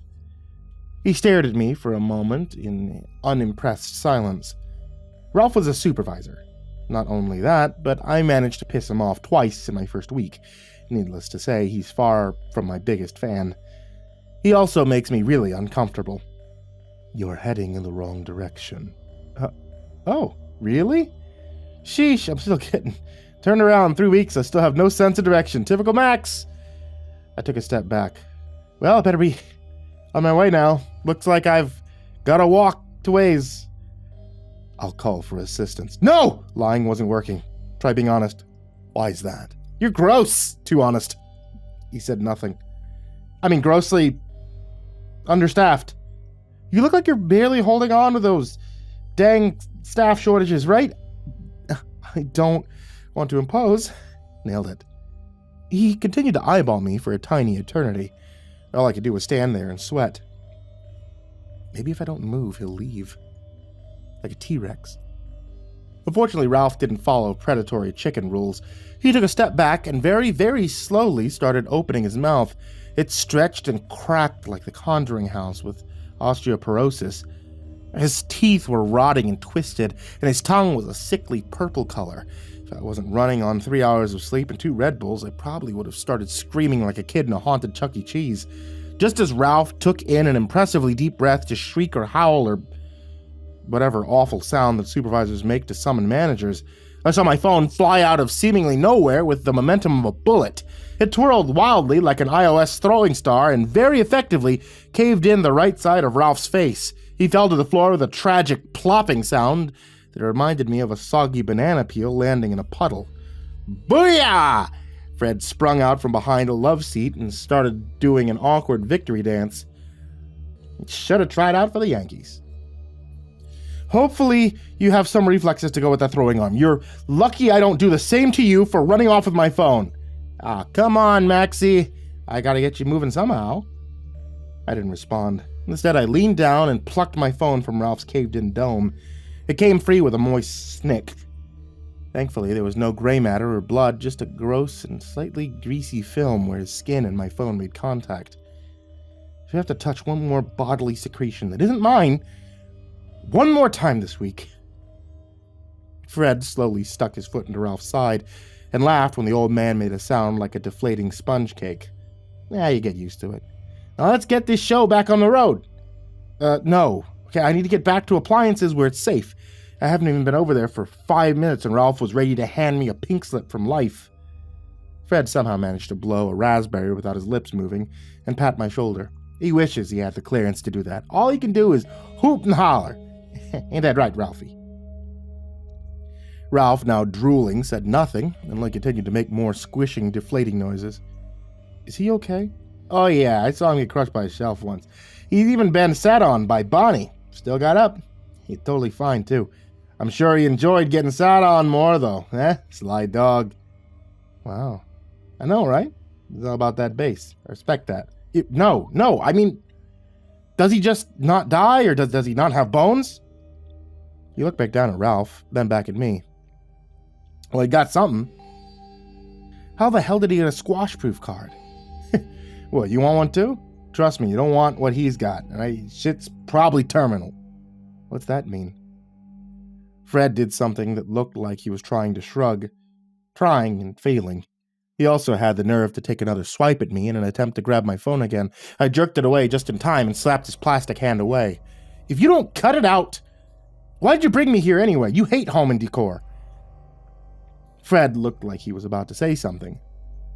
Seemed to buffer, then looked back down at Ralph one last time. Well, my original plan was to ask Grandpa Puddin' here if he still happened to have a phone, but I doubt he'd tell us now.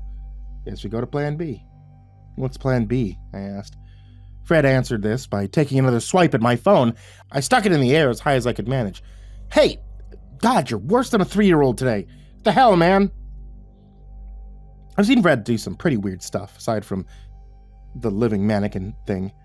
All it took was a fraction of a second for me to blink for Fred to be gone with my fucking phone again. I looked at my empty hand, then over my shoulder at him, booking it down the aisle.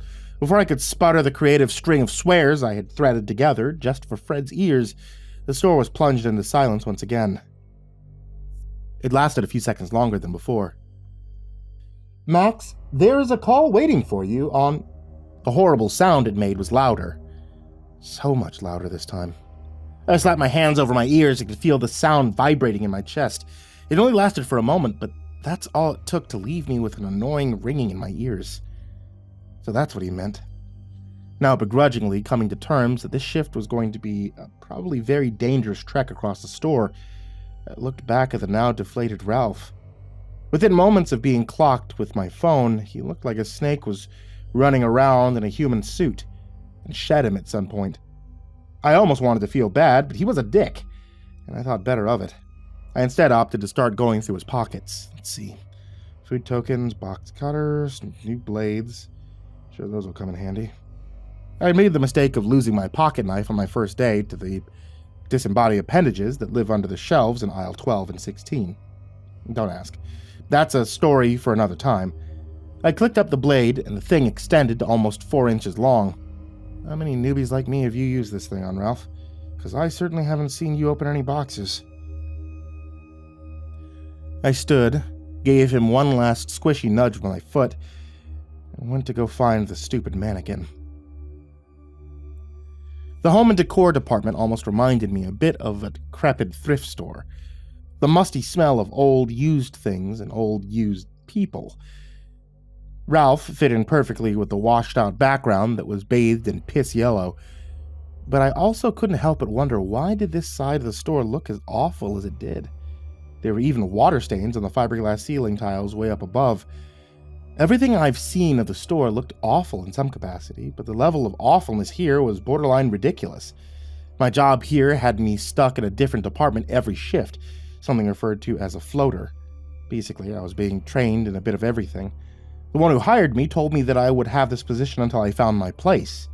I thought that statement was strange because I was only supposed to be here for about 4 months. At one point, I was certain I'd stay longer. $20 an hour for a retail gig? That sounded like cake. But now I find myself wondering if I'll even last that long.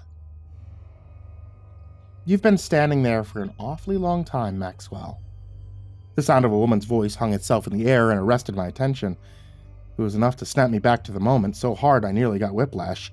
Wet and broken glass crunched under my feet as I spun. I pulled out my new box cutter, holding it out in front of me like I could actually fight something if I needed to.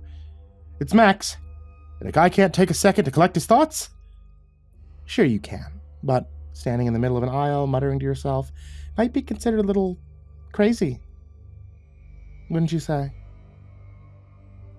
A massive spider as big as a Volkswagen Beetle slowly peered over the shelves that had been covered in ugly pillows and rested atop of it. She had a shiny black body and long, sharp legs that still shimmered like obsidian spears in the low light and easily extended around 17 feet. Her 8 eyes were a deep red, and her front 2 legs ended in unmistakably human hands with painted, manicured nails. Janice, from what I understood, is one of the vendors. She's also one of the many creatures in here I don't find myself running and screaming from, shockingly. She's just kind of a bitch. Considering the things that go on here, I'm not exactly concerned with what people think of me, I said, slowly aiming the box cutter away. The giant arachnid almost seemed to smile smugly at me from her perch, her mandibles moving and twitching as she spoke. Oh, not enjoying your position. You seemed so enthusiastic a few weeks ago. Why in God's name do you think I would be enjoying this place? I just had a run-in with Ralph I'll be trying to scrub from my mind for the next 3 weeks. I had no idea the shit I'd have to deal with a few weeks ago. This is entrapment. This is illegal. Janice tapped her perfectly polished claws against the metal shelf like an irritable Disney villain, making annoying tink sounds. Still on that, are we? Not the brightest color in the box, but a busted, broke college student down on his luck with $5 to his name. People like you thrive in extreme situations. You adapt. Not because you want to, but because you're in the unique position of not having any other choice. I don't want to adapt or change or anything. I just wanted a job. Not to end up with a new list of phobias or nearly be killed every time I clock in. $20 an hour isn't worth dying for. Well, seeing as you were hired here, no one will miss you if you did bite the dust. So, make the best of the situation. Learn. Maybe bitch less. It'll make you more likable. Ouch. It's true. I know it's true. But you didn't have to say it. Beta Mart, as well as being a space between, has the ability to bring out something in people they would rather not look at. It changes them into something more. She looked at a moldy pillow sitting beside her on the shelf. She huffed while pushing it away, and it went tumbling to the floor with a wet plop. More compelling, I'd say. You get to break the monotony and forget how small you are. I am perfectly comfortable with how small I am, thanks. What a winner. I'm sure your girlfriend shares the same sentiment. Was there a point to you grudge crawling up there, or are you just here to harass me?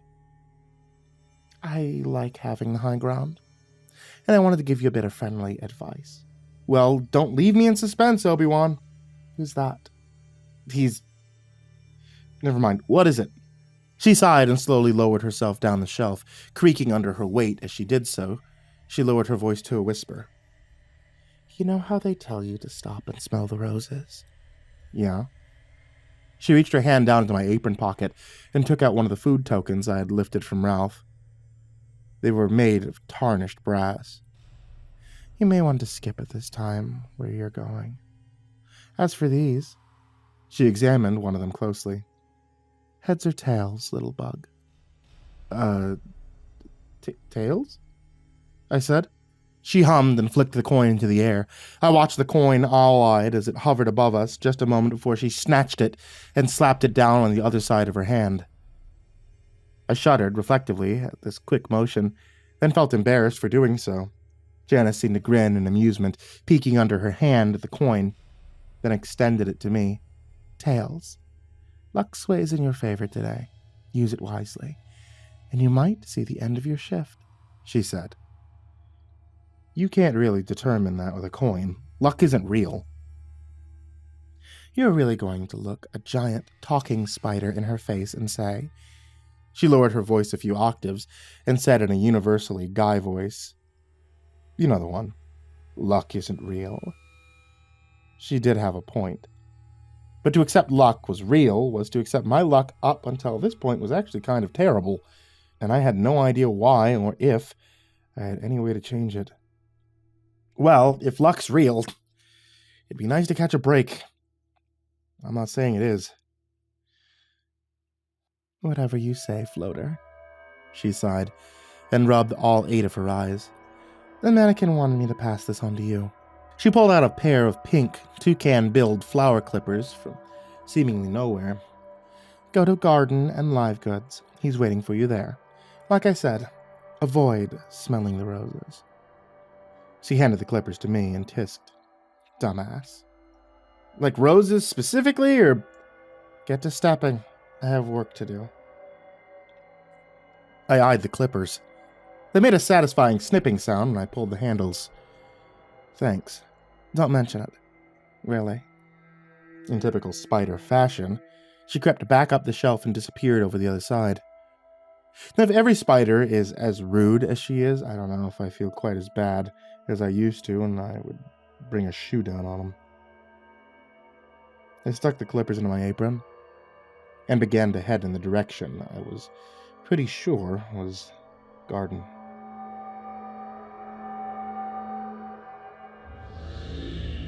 It's funny to think that just a few years ago, a trip to the grocery store was comparable to a trip to the coffee shop, or even a trip to the bookstore. Mundane, forgettable, and on some occasions pleasant.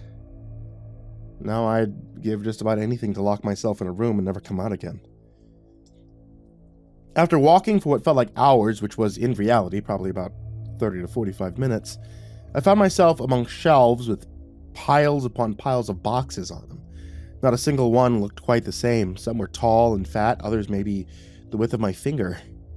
But they were all filled to the brim with some of the ugliest shoes I had ever seen. They were all different colors and sizes, as though someone had just hit the randomize button on a shoe generator. Hope for the best. I managed to find myself in what I assumed to be the showroom. Large display podiums rotating quietly, showing off for no one to see. One in particular, though, caught my attention. It was a Pepto-Bismol pink stiletto shoe. My sister had a similar pair, but with a few key differences. It stood about a bookshelf tall and had a whole, very alive flamingo for a heel. Whoa. I gave it a gentle poke to the neck, but still nothing. It still just stood there, staring at me, flamingo-ly. This is so weird. Now, at this point, I sounded like a broken record. That phrase had long since lost all meaning to me. It's like what happened when you say the word bubble so many times it just becomes sounds. But I had to say it out loud, just to really make sure I wasn't dreaming. I had gotten tired of pinching myself about 5 days ago. It was starting to develop welts from it. I took a step and nearly biffed it when I slipped in a large puddle of dark water. The floor around it was thick with yellow and brown stains from water damage. Beside it stood an ugly sign that had "Hike Storm, Bring the Thunder" in electric letters. And the shoe sat floating above a cracked marble pillar. It looked like your typical running shoe, all except for the fact that the midsole and outsole consisted of a storm cloud that was raining steadily and shooting out little veins of lightning. I had to admit I'd probably wear those. I found myself wondering who or what could have designed those.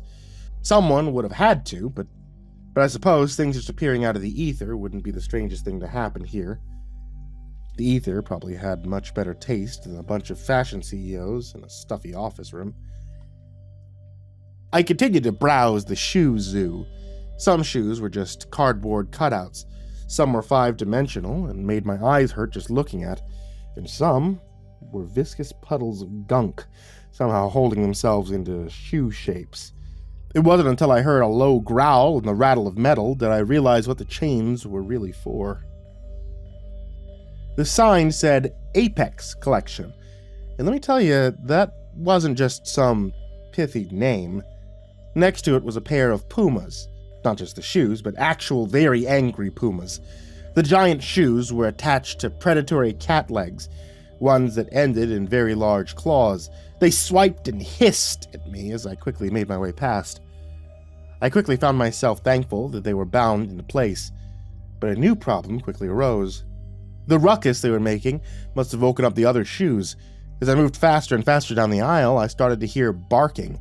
The boxes on the shelves began to rattle and some lost their lids. Sneakers, sandals, and bobs were now peering out of them while snarling and yapping at me like tons of small, angry leather dogs. Some even started chasing me, their little sharp teeth bared.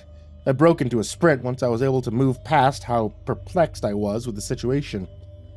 "This is some Dr. Seuss shit!" I yelled. The little beasts were fast, almost too fast for me to outrun, and they began nipping at my heels. One even managed to bite my leg. I couldn't help but wonder if that meant I'd turn into a wereshoe too at some point. Thankfully, that wasn't the case.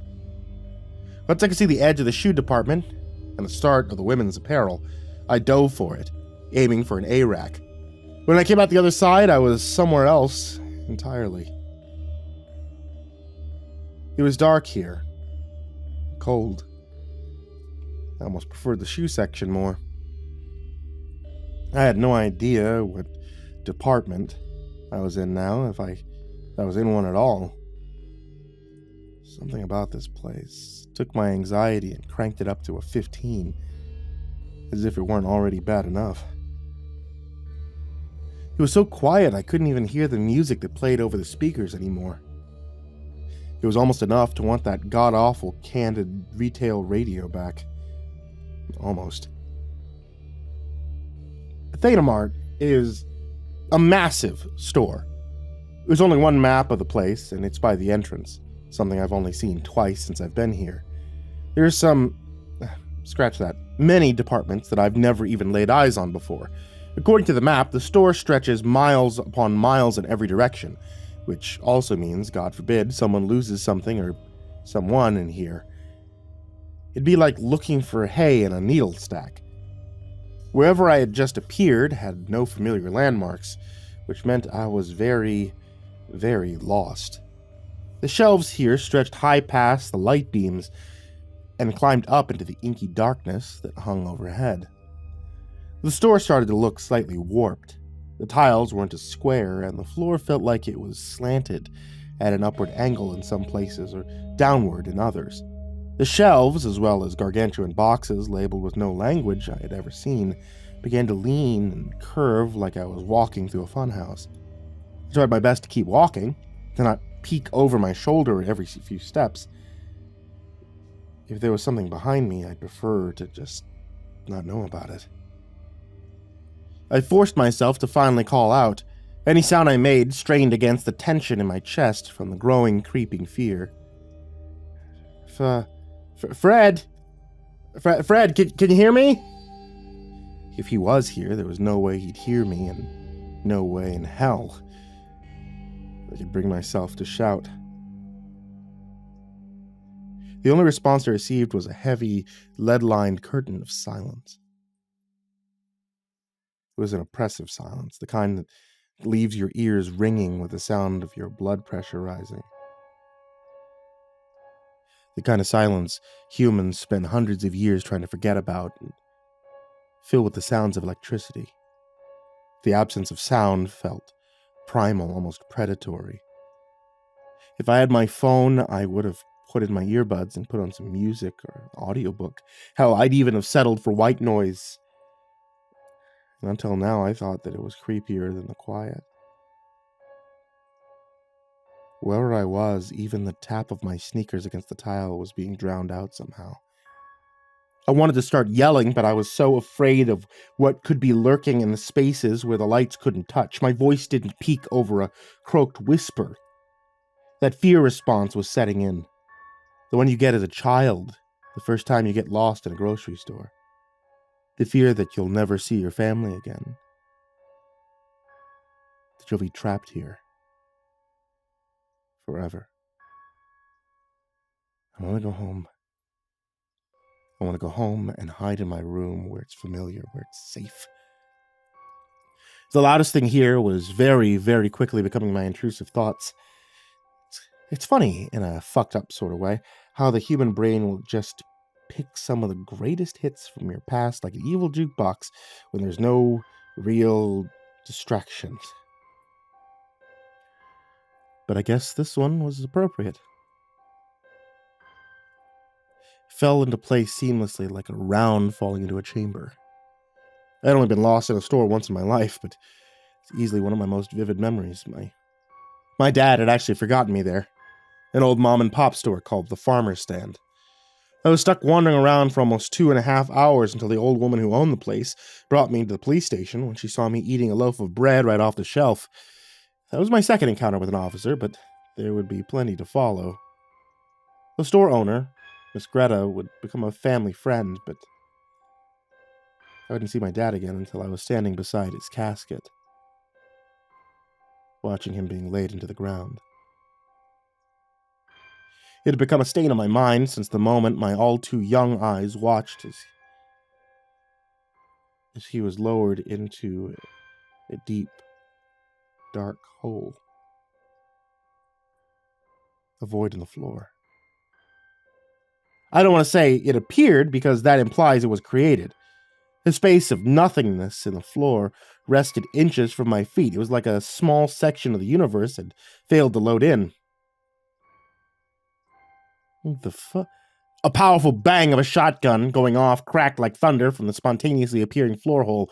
My heart leapt into my throat as I fell backwards ass first, forcing myself to move and crab crawl away from whatever it was. The silence had been preparing my ears to take the brunt of the truly deafening sound. I sat for a moment, frozen like frightened livestock. My breath hitched in my throat, and my heart pounded so hard it made it almost painful to breathe. A garbled voice spoke from the void. Maz, where are you? I'm sorry. The voice sounded strange, like it was struggling to speak, but didn't have the tools to properly make the words. A bloodied hand slapped wetly against the lip of the hole. The hand clasped onto the floor so hard the fingers trembled. The hand was purple with nails, practically shredded, and raised from scratching against something. Around the third finger, a familiar golden band. I began to see spots in the corner of my vision. No. That's not possible. This isn't happening. I'm losing my mind. A human form rose from the hole. It wore a black fitted tux and had dark brown hair caked in blood. The upper half of its face was in red and graying ruins. Brains and bone fragments shook loose as it pulled itself from the void.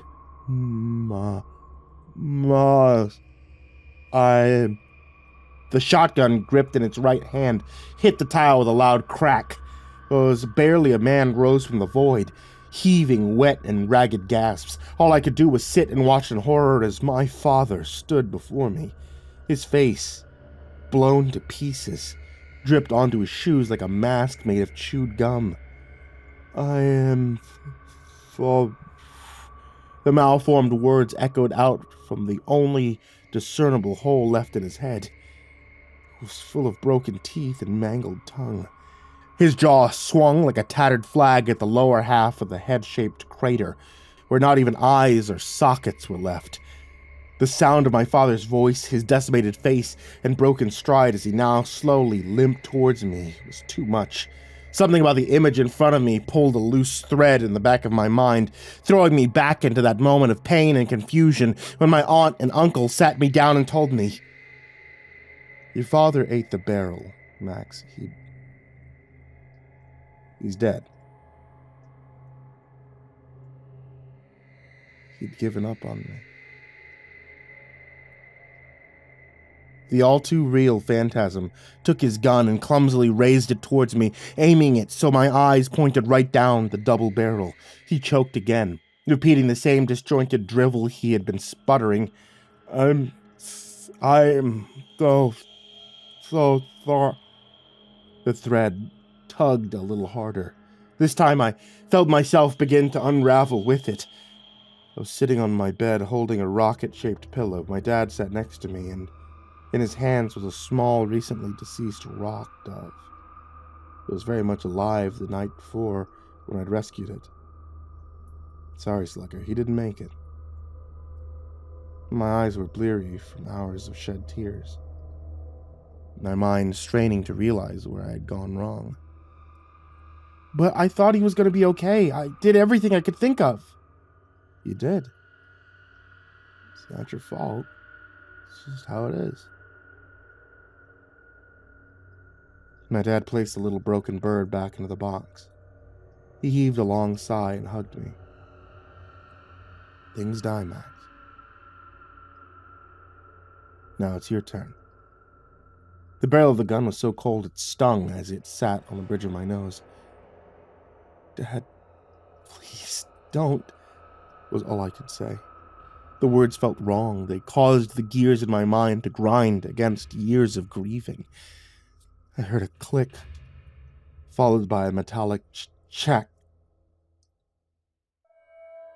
I didn't know what on the gun made those sounds, but I knew what sound would come next. I closed my eyes, and I waited.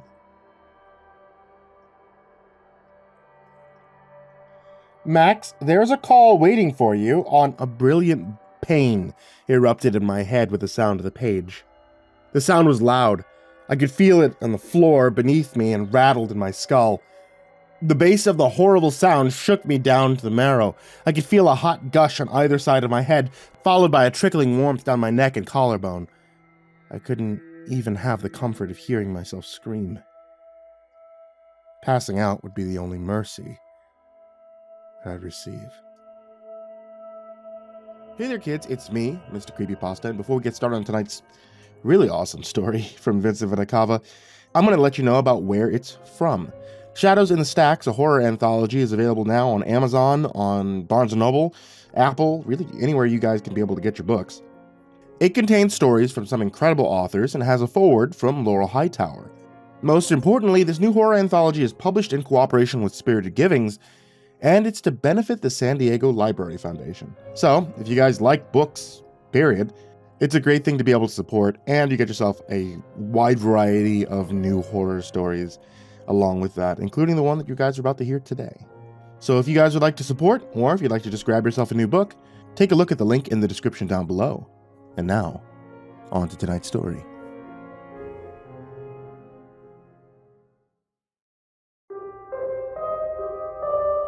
Matthew Stern knew the circumstances surrounding his morning meeting sounded too good to be true. But it wasn't like he had a lot of options. Benjamin Financial, a company that dealt in the buying and selling of corporate assets, had contacted him out of the blue and offered to erase every last penny of his medical debt was beyond him. But he figured that he should at least come down to their office and hear them out. Of course, he'd done his research first, and as far as he could tell, the company was the real deal. He didn't watch Fox Business or MSNBC, and he didn't own a subscription to the Wall Street Journal, but a quick web search of the company's name brought up thousands of hits from reputable news outlets all over the net.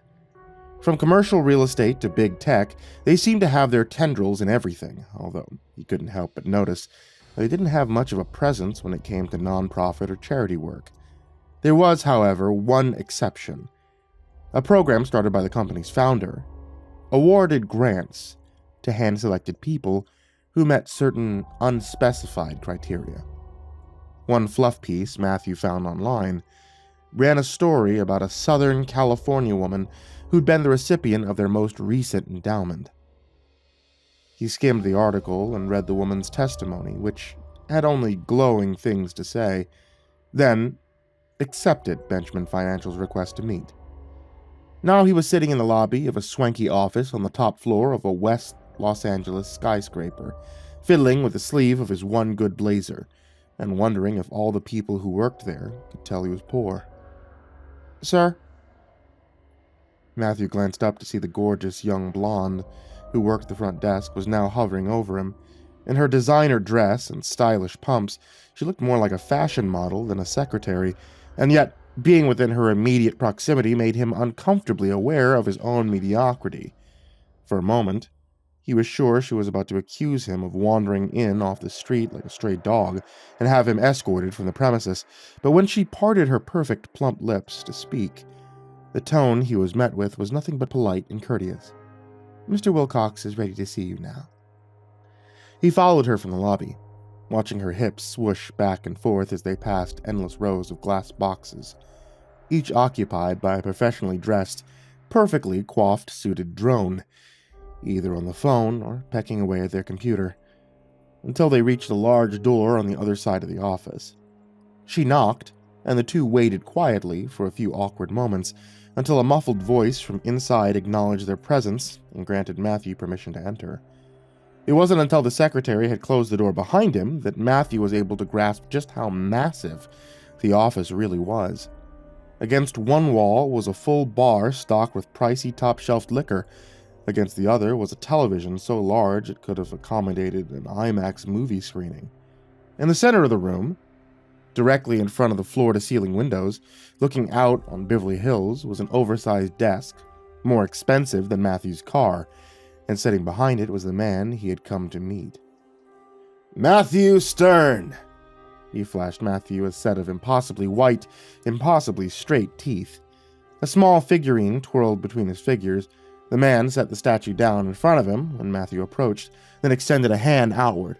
"I'm Brad Wilcox, Vice President of the Philanthropy here, Benjamin Financial." Matthew approached the handshake and took a seat in a chair so low to the ground he could barely see over the edge of Wilcox's magnificent desk. "I understand you recently accrued some serious medical debt," said Wilcox. Matthew nodded. 6 months ago I had a stroke, and my insurance denied coverage on my hospital bill." "Scoundrels," Wilcox grumbled, while shuffling through paperwork on his desk. "And thank God you found us." Matthew stared at the small statue Wilcox had been playing with earlier. It was an interesting little totem carved of polished stone, a creature with the body of a man, but with 3 distinct goat heads, all looking out in different directions. He wondered where it came from. Was it a souvenir brought back from travels abroad? If so, what sort of culture would craft such a thing? He realized he'd let his mind drift when he glanced back up and noticed Wilcox was waiting for him to respond. He cleared his throat. "About that, I never applied to your program. I'm not even sure if I qualify." Wilcox threw his head back and let out a laugh. "Oh, you qualify. No need to worry. Benjamin Financial has already reviewed your case. We're prepared to cover your entire bill. All..." His eyes scanned the open file on his desk. $114,678.32 of it. Matthew nearly swallowed his tongue. For once, it looked like something was going his way. He didn't know how or why Benjamin Financial had come to him, but he wasn't about to look a gift horse in the mouth. Erasing his debt would mean that he could finally get his life back on track. Maybe he could even start looking at wedding rings for his girlfriend. He leaned forward in his chair. "What do we have to do to get the process going?" "Oh, it's all pretty simple. When we're done here, my secretary, Mimi, will provide you with forms to fill out. We'll need some info, of course. Proof of residency, social security, usual stuff. Then, on the next blood moon, you'll just have to perform a human sacrifice." "Excuse me?" said Matthew. "Mimi. She's the pretty blonde led you to my office. She's got forms. No. After that, you'll need to perform a human sacrifice." Matthew shot to his feet. You'd feel his face getting hot. Okay, what kind of sicko plays a practical joke on someone in need? His rage quickly turned to self-pity. Even though he'd been trying to stay guarded, some part of him had hoped this meeting would be the answer to his problems. "Hang on," said Wilcox. He rushed around his desk, palms out in a show of peace. "I know it might be hard to believe, but we aren't playing a prank. This is really our offer. Benjamin Financial, pay off your entire hospital bill on the condition you perform a human sacrifice in the next blood moon." Matthew shook his head and laughed. "Human sacrifice? You're talking about murder?" "I wouldn't put it that way. Murder's violent. This is more of a spiritual practice, you know. And don't worry about the cops. We've been running this program for 52 years. If there was any chance you can get caught, trust me, you would have heard about it by now. So is this like some cult stuff? Asked Matthew. The meeting might have been a bust, but he figured he could at least amuse himself by seeing where the conversation went. It isn't like some cult stuff. It is some cult stuff. Wilcox plopped down on the edge of his desk, loosened his tie like a cool substitute teacher, then leaned over and pressed the button on his intercom. Mimi, can you bring in the demo? He took off his jacket and began to roll up his sleeves. It's hard work keeping a business like this in the black. I'm not ashamed to say we need a little outside help. I'm not talking about Congress. You already have a few of those idiots in our pockets, but let's be honest, who doesn't? Wilcox snagged a picture frame off his desk, then spun it around, revealing to Matthew a portrait of a scowling old man that looked like it should have been hanging on the wall of some haunted plantation house. That's why our company's founder, Jarvis Benchman, made a pact with an ancient god. The deal was simple. We satisfy our quarterly quota of human sacrifices. Our deity will ensure our profits continue to meet shareholders' expectations. Matthew was hearing what Wilcox was saying, but was struggling to take him seriously. He wasn't sure if he should be mad at the man for wasting his time, or laughing at the sheer insanity of what was being suggested. That debate would be put on hold the second Mimi returned to the room. Nothing about the conversation continued to be humorous after that, especially when she saw the gurney she was wheeling and the naked man strapped to the top of it. The man looked homeless. This, Matthew deduced from his long, patchy beard, matted hair, and dirt-caked hands and feet. In his mouth was a ball gag. Leather bands were fastened tight across his arms, waist, legs, even his neck, restricting his mobility. He'd been struggling against his restraints. Dried blood formed in crusty red rings where his skin met the unforgiving leather straps. "The hell is this?" Matthew shouted. He was hoping the practical joke angle was still on the table, but deep down, he was starting to panic. Mimi produced a satin pillow and kneeled in front of her boss. Sitting atop it was an ornate dagger, its hilt topped with the head of a three-faced goat. "I figured you'd be skeptical," said Wilcox as he took the dagger in his hand, "so I arranged for a demonstration." Wilcox approached the man, dragging the point of the dagger blade over his chest. "You aim for the heart, and gets the best results." He lifted the dagger over his head, and Matthew could see the ruby-red eyes of the three-faced goat sparkle in the sunlight coming through the window. Then, so quickly he barely had time to blink, Wilcox drove the dagger down, burying the blade all the way to the hilt, inside the man's chest. The homeless man's eyes shot open. He let out a scream so loud that even with the gag in his mouth, Matthew was certain the entire office could hear him. His body spasmed, his muscles tensed. While this was going on, Mimi flattened a plastic tarp across the floor, then wheeled the gurney on top of it. She shot Matthew a smile on her way out of the room. "Oh my God!" screamed Matthew. "Not your God," laughed Wilcox. "Hang on, it's gotta get messy." He placed his free hand against the man's ribs, then yanked the knife out. The homeless man let out another howl, this one more awful than the last. As blood erupted from the gaping hole in his chest, it sprayed like a broken sprinkler, nearly splashing the ceiling before settling into a low, steady gurgle. Wilcox walked over to his desk and retrieved the goat-faced totem he'd been playing with earlier. When he returned to the man on the gurney, he jabbed the stone figurine inside his wound and began to spin it maliciously. "Drink, my lord." Matthew's stomach churned.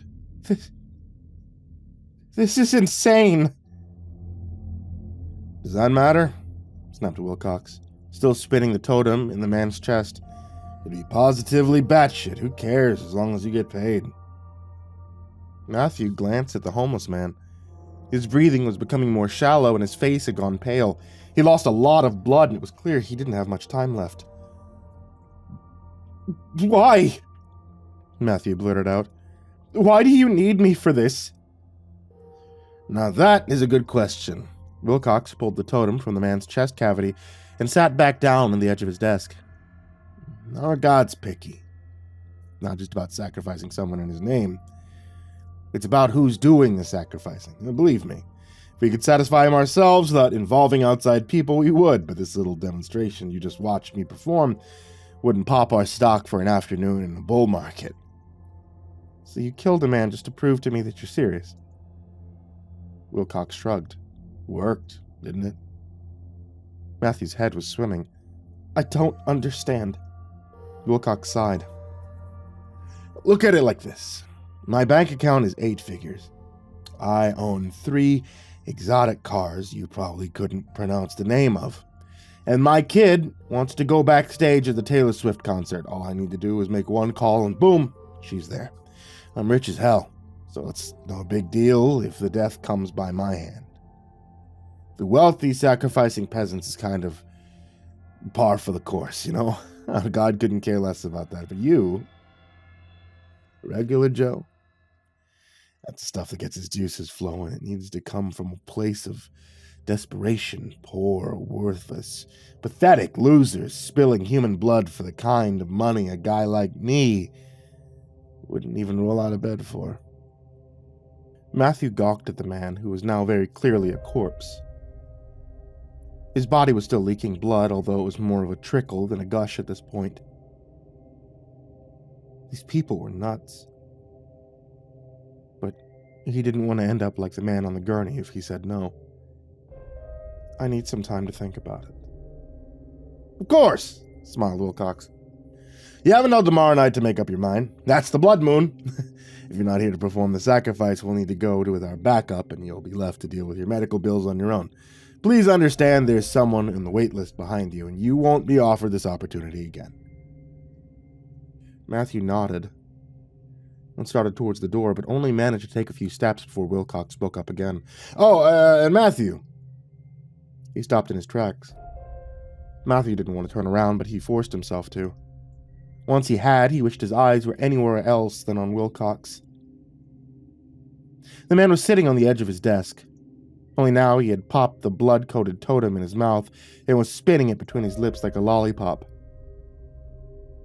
He stared at Matthew as he ran his tongue over the small figurine, slurping and sucking on it, then pulled it out and grinned.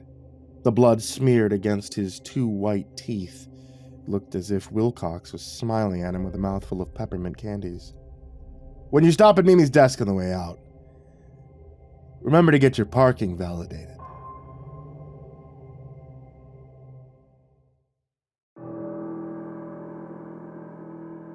Matthew spent the rest of the morning at home on the couch, trying to process what he'd just witnessed.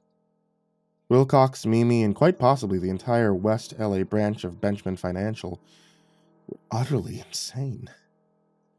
That much was clear.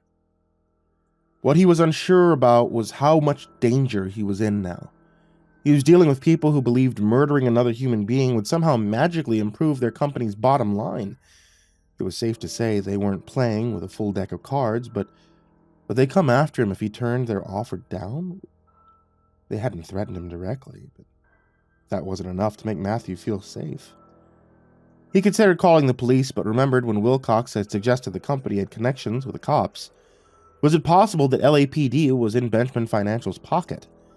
He wouldn't be surprised. They were the LAPD, after all. Plus, even if that wasn't the case, who would believe him if he waltzed into the police station and reported what he'd seen? Pulling a stunt like that would just cause him more headaches. A part of him wanted to pretend the whole thing never happened, move on. But he couldn't shake the image from his mind of Wilcox driving that dagger into the homeless man's chest. His thoughts wandered to the woman from the article that he had read, who had also been part of Benjamin Financial's debt relief program. It only took a bit of research before he had it pulled up on his phone again. According to the article, her name was Letitia Jackson.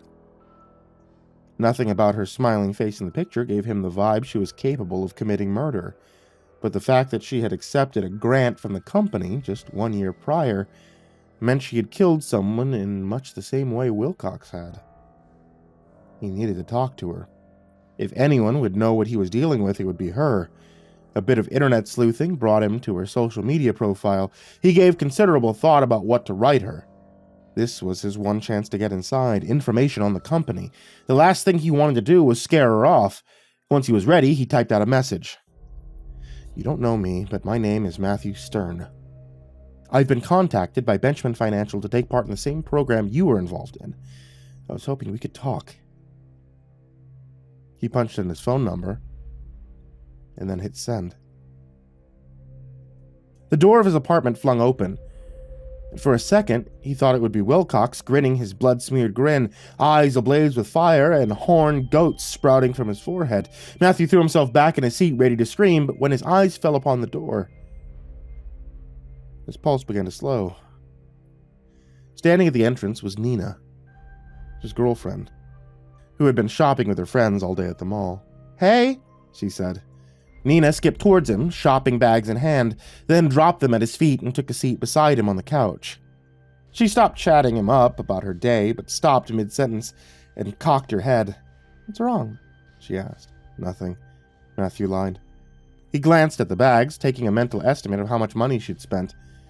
Nina didn't know about his financial debt. He hadn't told her his insurance refused to cover his bill. He'd been afraid to. Before his stroke, she made it clear how important financial security was to her. Sure, she had expensive tastes, but up until recently, it hadn't been a problem. The occasional weekend getaway or moderately priced handbag had never been something they couldn't afford. Lately, however, he noticed her spending habits had increased, and with his debt looming over him, Matthew found himself wondering how they could maintain their lifestyle and still keep the lights on. She raised an eyebrow. "You're not about to nag me again, are you?" Money had been a point of contention between them as of late, not just because she'd been spending more, but because he'd been on edge about it. He thought that in her eyes he'd become a cheapskate, someone who'd rather hoard all his money than go out on a nice date with her. They'd had more than a couple fights over it, and every time it left him feeling guilty. But he feared if he told her the truth, she'd run for greener pastures. Who'd want to sacrifice their happiness because of their partner's screw-ups. "Why would I nag you?" he asked. "Good." She gave him a peck on the cheek. His phone rang. He checked the screen and saw it was an unknown number. Who's that? Probably a telemarketer. Matthew sat the phone down on the coffee table and leaned back in his seat. "Why don't you show me what you picked up at the mall?" Her eyes lit up. She pulled out a dress and resumed the conversation about her day. He watched her talk as she did. He was reminded how much simpler life was before his finances went to hell. He wanted to tuck himself away in that feeling. No matter how hard he tried to forget about it, that debt was always there, bearing down on him like a hydraulic press. For so long, he had thought that his massive medical bill had been an accident. He was insured, after all. There was no way he could be saddled with such ridiculous debt, but after countless phone calls with his insurance company, reality started to sink in. He'd been played. Through some loophole, he'd been paying into a limited coverage plan, despite believing otherwise. She held the dress up to her body. "How about I try it on?" Matthew saw a glimpse of the tag. He knew the brand. Nothing they made was cheap. "I'd love that." She leaned in and pressed her lips to his, letting them linger for a long moment before breaking their kiss, then grabbed her bags and headed for the bedroom. "Wait till you see it on me." He didn't think he deserved her. Before the stroke, he'd been working up the courage to pop the question. When he was laid up in the hospital, Nina had stayed by his side all day, every day, leaving only to sneak him candy from the vending machine, and that just made him love her even more. When he got the bill and saw how much he owed the hospital, he realized marriage was further away than ever. He couldn't afford a ring with that kind of debt looming over him, and the lavish wedding that he knew she dreamed of was out of the question. Tying the knot meant entangling their finances. He wasn't sure how she'd react if it meant that she had to take on that kind of burden. He wanted to do right by her, but at the moment, it seemed as if the only option he had was to take this Wilcox lunatic up on his offer. He grabbed his phone and checked his voicemail, eager to see if the call had been Letitia. It had not. The message was from the hospital's billing department, notifying him that he'd missed another payment. Matthew let out a frustrated groan and deleted it. He'd been getting a lot of calls from random numbers lately. Every single one hitting him up for money he didn't have. There was no reprieve. Email, phone, even post. They came at him from all angles. The thought of opening his mailbox and finding yet another bill scared him just as much as the dagger-wielding psychopath he'd met earlier that day. His phone rang again. Once more, the caller ID showed a number he didn't recognize. He felt a rage boil over inside of him. These leeches made him want to scream. Matthew needed to unload on someone.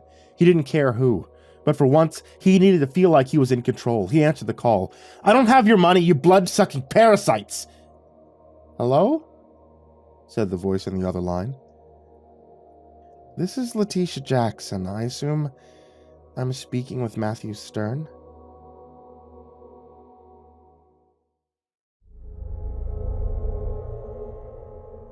Her eyes scanned the neighborhood behind him when she greeted Matthew at the door the following morning.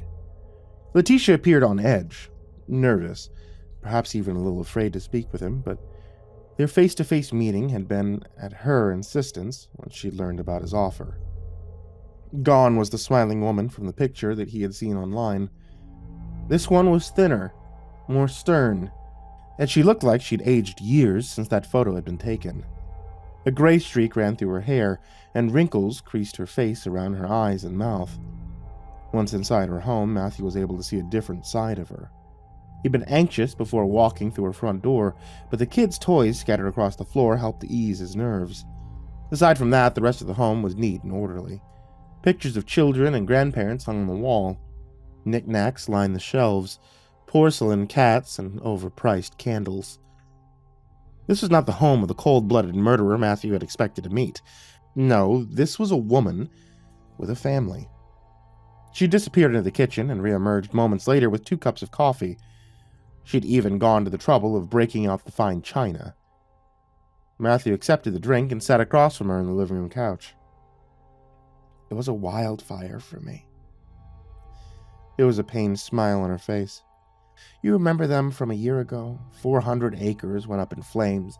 A lot of homes, too. Mine was one of them. Well, part of it, anyway." She nodded to the kitchen. Matthew thought it looked newly renovated when he first sat down, but now he could tell it had been completely rebuilt. He remembered the fires she was talking about. Just north of Los Angeles, they were all over the news. The air quality was bad enough to turn the sun beet red even where he lived. Of course, the insurance company didn't cover it. Act of God, they said. Appraisers told me I was looking at more than $200,000 to repair the damage. Matthew took a sip of his coffee. "And that's when Benjamin Financial reached out to you?" "Yeah." Her eyes fell to the floor. "You have to understand, I got kids at the time. I had 3 boys living under my roof and no daddy to help with the bills. Didn't have anywhere else to live." Matthew nodded. "And you went through with it? You, performed the sacrifice?" At this time, he'd been judging Letitia for taking the deal, but now he was starting to understand how she was swayed. It wasn't easy being a single parent. Adding the threat of homelessness to that equation sounded like a nightmare. "Do you know what it is?" asked Letitia, her voice a whisper. "Their god, the 3-faced goat, the dark prince of the great beyond. Have you ever heard about Goetia?" Matthew shook his head. "Demons. That's what they're worshipping over at Benjamin Financial. One in particular named Canizales. There's a book. It's called The Lesser Key of Solomon. A lot of people know about that. It ain't no secret, but there's a lost key. One that should have stayed lost. That's how they found out about this one." You could see something stirring behind her eyes. It wasn't paranoia or even fear. No, this was trauma. He almost felt it was cruel to press on, but he had to know more. "So, you sacrificed a homeless person to a demon. Then what? What happened next?" Letitia drew back. "Homeless person?" His phone began to ring. She stopped abruptly as he pulled it from his pocket. Who is it? Matthew glanced at the screen, expecting it to be yet another unknown number, but felt his heart nearly stop when he saw what it said. He raised the phone and showed the caller ID that read Benchman Financial. Letitia recoiled and covered her mouth with her hands. Don't answer it, she hissed. He didn't listen. This was getting weird, but he needed to see things through. He pressed the answer button and raised the phone to his ear. Matthew. It was Wilcox. How you doing, bud? Could you, be a pal? Put your phone on speaker so Letitia could hear me too. Why on earth was this psycho calling him now? More importantly, how did he know he was with Letitia? His heart was pounding. He didn't just want to hang up the phone. He wanted to chuck it through the window, but something compelled him to follow Wilcox's instruction. You've been very naughty, Letitia, sighed Wilcox. Please, please, the woman shouted. There was a frantic look in her eyes. I didn't tell him nothing. He just showed up here. Come on now, droned the voice of Matthew's phone. Don't lie to me, girl. And Matthew, I can't believe you'd throw away a golden opportunity like this. You just signed an NDA yesterday. No, I didn't, said Matthew. I was filling out the paperwork after our meeting, but when Mimi tried to print the NDA, there was a paper jam. She said that I could sign it when I come back. The voice went silent for a moment, and Matthew could hear the rustle of papers on the other end of the line. Son of a gun. Yes, you're right, laughed Wilcox. Mimi is the granddaughter of one of our board members. Between you and me, she's not the sharpest knife in the drawer. Definitely need that NDA signed ASAP, though. I want to have her email it to you, so you can go ahead and sign it electronically at your earliest convenience. It'd be very much appreciated. Will do, said Matthew. And once that's done, there'll be no blabbing about any of this, you understand? I do. As for Letitia, said Wilcox playfully, girl, you did sign an NDA. I just pulled your file to double check, and it's right here, so you know what that means. It's all his fault! Letitia had broken down into tears. You've played a part in it, said Wilcox. He was speaking to her the way a kindergarten teacher might scold a child who refused to share their toys. Matthew might not have signed anything, but you have, so I'm afraid we'll have to remove your grant. No, don't do that! She screamed. My boys! The bank will take the home from us! Cut the shit, you selfish cunt, snapped Wilcox. We both know you don't give a fuck about your kids. You can take me off speaker now, Matthew. Matthew felt like an automation, unable to do anything other than what he was commanded. No, no, no, no! You can't take my money away! Shouted Letitia. That would mean that it was all for nothing! She lunged at Matthew, trying to grab the phone, but he shook her off. She fell to the couch. He stood up, still holding the phone to his ear. Letitia rose to her feet too, but instead of leaping towards him again, she rushed out of the room. What's going to happen to her? Asked Matthew. You need to stop worrying about other people and do what's right for you, said Wilcox. Blood moon's tonight. You're running out of time. Remember, we have a candidate dying to take your spot. Matthew turned to the door. I understand that, but he was about to make a plea on Letitia's behalf when he got the sudden feeling that he was no longer alone in the room. Slowly, he turned around and found Letitia had returned. His mouth went dry. She was holding a gun, and he was staring down the barrel of it. Is he still on the phone? She asked. Matthew nodded. Cautiously, he handed her the phone and stepped against the wall. Please, Mr. Wilcox. Ronnie and Devin. They're all I got left. We'll be on the streets in a month. Matthew couldn't hear Wilcox on the other line, but whatever he said had caused her to drop to her knees. She crumpled into a heap, gun in one hand, his phone in the other, and began sobbing. Matthew watched until he felt it was safe to creep up and take his phone back. She didn't even notice when he pulled it from her grasp. Are you okay? He asked. When she didn't respond, he took it as his cue to leave. He wasn't going to stick around any longer to console her.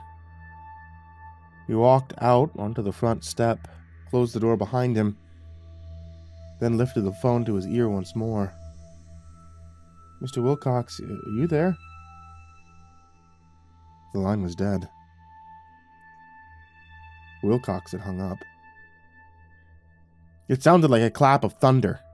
A bang so loud Matthew's ears started ringing. Letitia's gun had gone off. A sick feeling crept into Matthew's stomach, but it wasn't because he thought the bullet had been intended for him. In fact, he was sure it wasn't. He cracked the door again and poked his head inside Letitia's home. The first thing he noticed was her kids' toys strewn across the floor. The next thing he noticed was her brains scattered amongst them.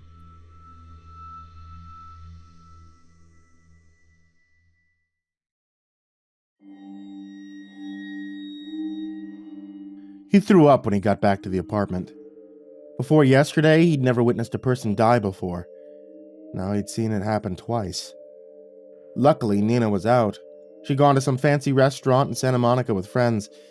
It was perfect, as far as he was concerned. He needed to be alone right now anyway. He considered coming clean about his debt when she got home. If she loved him, she wouldn't dump him over money, but what if she did? He couldn't blame her for not wanting any part of his financial nightmare. She deserved fancy restaurants and new clothes that made her feel pretty. Choosing a life with him would be throwing away all of those things. Matthew wiped his mouth, slogged back to the living room, and plopped himself down on the couch. There was some mail on the table. Nina must have taken it in before going to dinner. He picked up an envelope, opened it, and then he started to grind his teeth when he realized the letter that was inside. It was from the hospital. He'd been sent a price correction on his bill. An extra $4,000 had now been tacked on for physical therapy sessions. "Are you kidding?" Matthew cried. He'd been up and moving just minutes after coming into the ER. His stroke had not been a major one. He retained all mobility in his limbs. When would he have even gone to physical therapy? Then he remembered just before leaving the hospital. He was approached in his room by a woman who introduced herself as a physical therapist. Her job had been to assess him and make sure that he was capable of leaving. Together they walked a lap around the hospital wing. Then she asked him a couple of questions about how he had been feeling before signing off on him. The whole interaction had been less than 20 minutes. Now the hospital was charging him $4,000 for it. None of this was fair. All he'd done was survive a horrible medical emergency, and now he was being punished for it. That debt was getting heavier. It weighed down on him so much he was struggling to breathe. It felt like the entire fucked up U.S. healthcare industry was sitting on his chest, and they wouldn't get off until they squeezed every last cent out of him. All his life he'd been careful. And now, because of some scam artist insurance company, he was screwed. People like Wilcox took what they wanted, and it didn't seem like there was ever any repercussion from it. Morality was a myth. Fortune favored those who didn't run decisions through ethical filters. He didn't need 8 figures in his bank account. All he needed was Nina, and he would do whatever he could to keep her in his life. Maybe it was time to get his for a change. Saying no to Benjamin Financial wouldn't save a life anyway. Wilcox had said it himself. If he didn't take them up on the deal, someone else would. Why miss out on a once-in-a-lifetime opportunity so he could say that he didn't take the easy way out? It's not like the homeless man he'd seen killed was living such a great life anyway. He didn't like the fact that anyone had to die, but the chances were high that the guy Wilcox stabbed wouldn't live to be much older on his own. Statistics showed that most people living on the street in Los Angeles suffered from debilitating drug addictions. Had there been track marks on his arm? Now that he thought about it, he could have sworn that he noticed them. Junkies already didn't have high life expectations. At least this time, something positive could come from one's death. He pulled out his phone and dialed the number that Wilcox had called him from. "Hello, Mr. Wilcox," said Matthew. "I'm ready to accept your offer. Tell me what I need to do."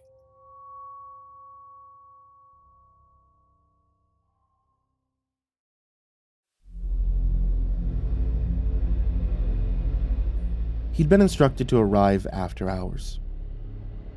It was quiet by then. Aside from the DoorDash guy he shared an elevator with, and the few drones still pulling late shifts, the office was empty. Like before, he followed Mimi from the lobby, but this time, instead of leading him to Wilcox's office, she brought him to a set of double doors labeled boardroom. She knocked, and a second later, the two were greeted by Wilcox. "Matthew!" he smiled, his pearly white veneers on full display. "Come on in!" There were no windows.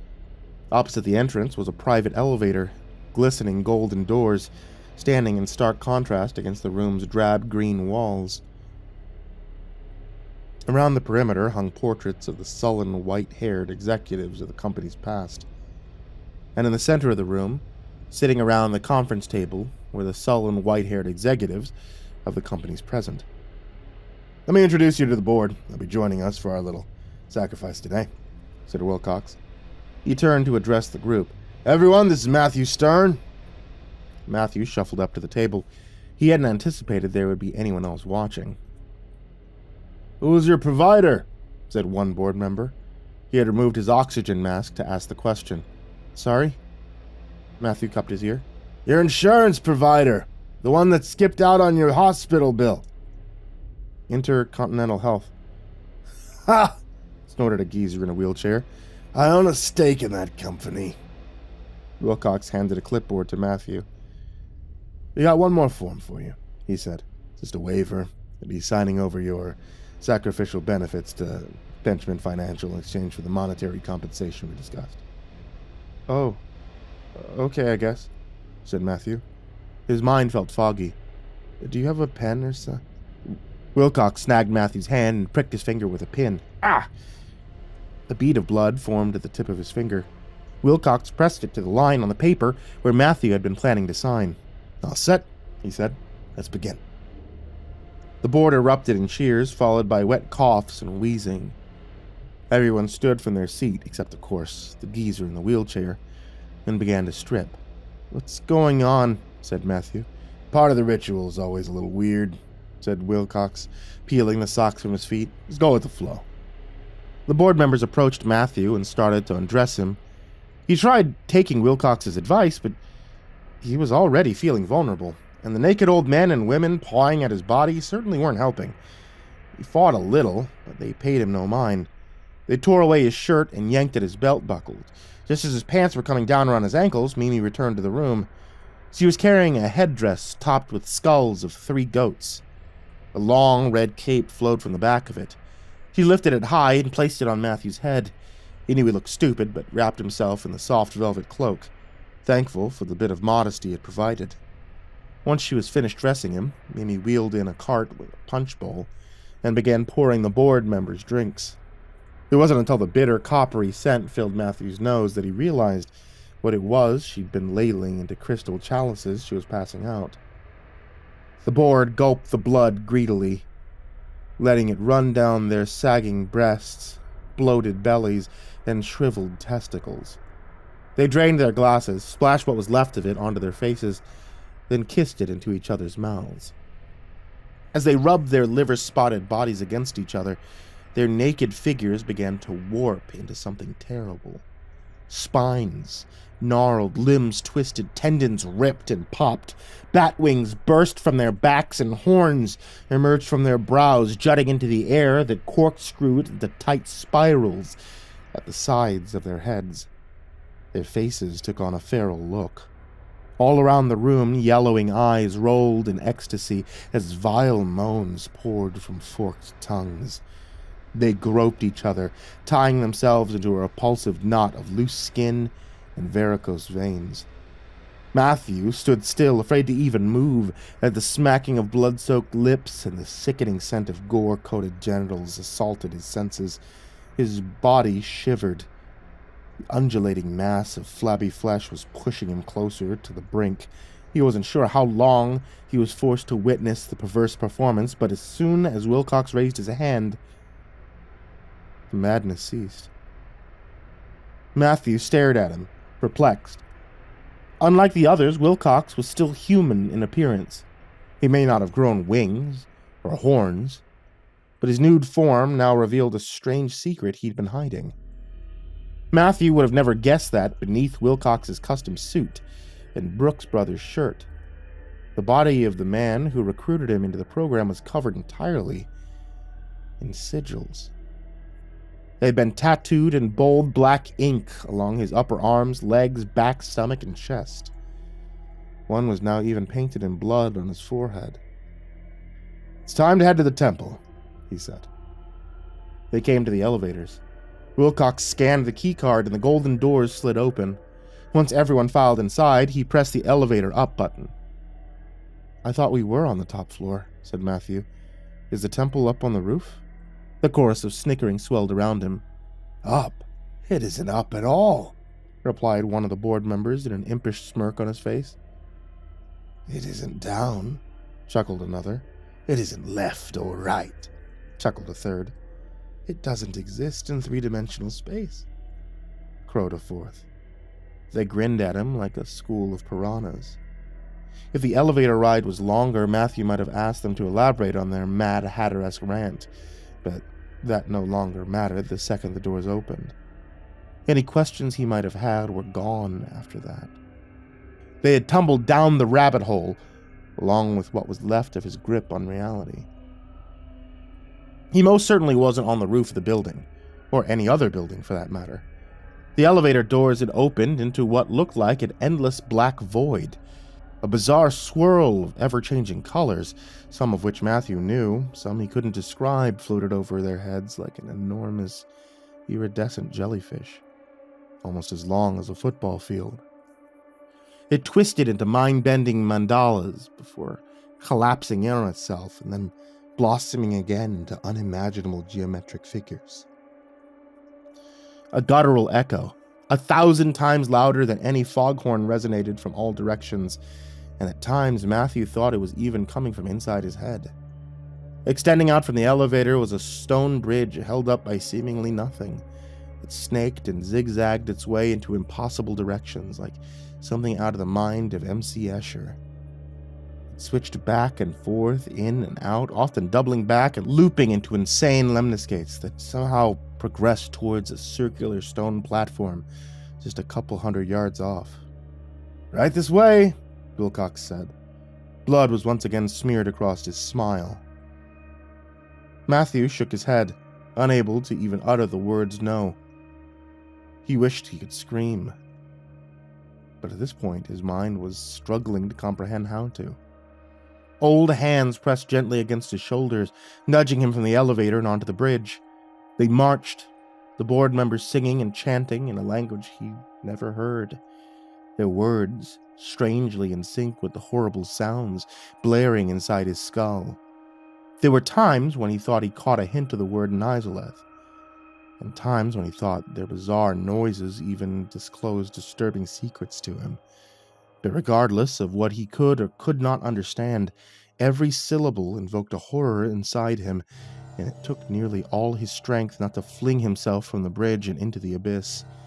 When they reached the platform, the group lined up into a semicircle around Matthew, then started to grind on each other again. Wilcox gave Matthew a wink. He tilted his head into the air. "O dark prince of the great beyond, on this most sacred of nights, we bring you yet another offering. We shall shed the blood of the weak, so that you may feed upon their hopelessness, their desire, their need." He waved his hand, and the ground opened. From a trapdoor rose a pedestal. On top of it was a naked woman, bound and gagged. Matthew sucked in a sharp breath of air. He recognized her instantly. Nina? He turned to Wilcox. I thought I was supposed to sacrifice a homeless person." Wilcox laughed. "To read the contract, paragraph 4, section C, clause 2. The desperation of the party being sacrificed must be equal to or lesser than the desperation of the party performing the sacrifice. Ritual doesn't work if you're punching down." One of the board members held the dagger out to Matthew. He took it reluctantly as he looked into Nina's terrified face. I love her." Wilcox shook his head. "Love, empathy, peace. All a bunch of lies designed to hold you back. And do you know who pushes that propaganda? Politicians taking bribes, clergymen abusing children, corporations destroying communities and to increase their profit margin. Truth is, life is a zero-sum game. Gotta do what you gotta do to get ahead, and damn everyone else who stands in your way. You have no obligations to be loyal to anyone other than yourself. Not your country, not your friends, and certainly not your lover. The only real thing that matters in this world is money. He wasn't wrong. Now that Matthew thought about it, Nina had just been a convenient excuse. If he really cared about her, then he would have consulted with her, given her a chance to talk him out of the offer, but maybe that wasn't what he wanted.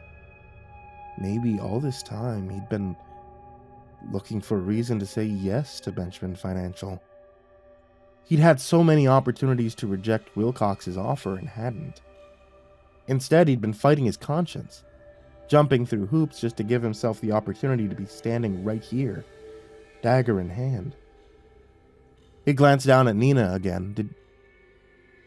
Did he really love her, or did she just make him feel good about himself when things were easier?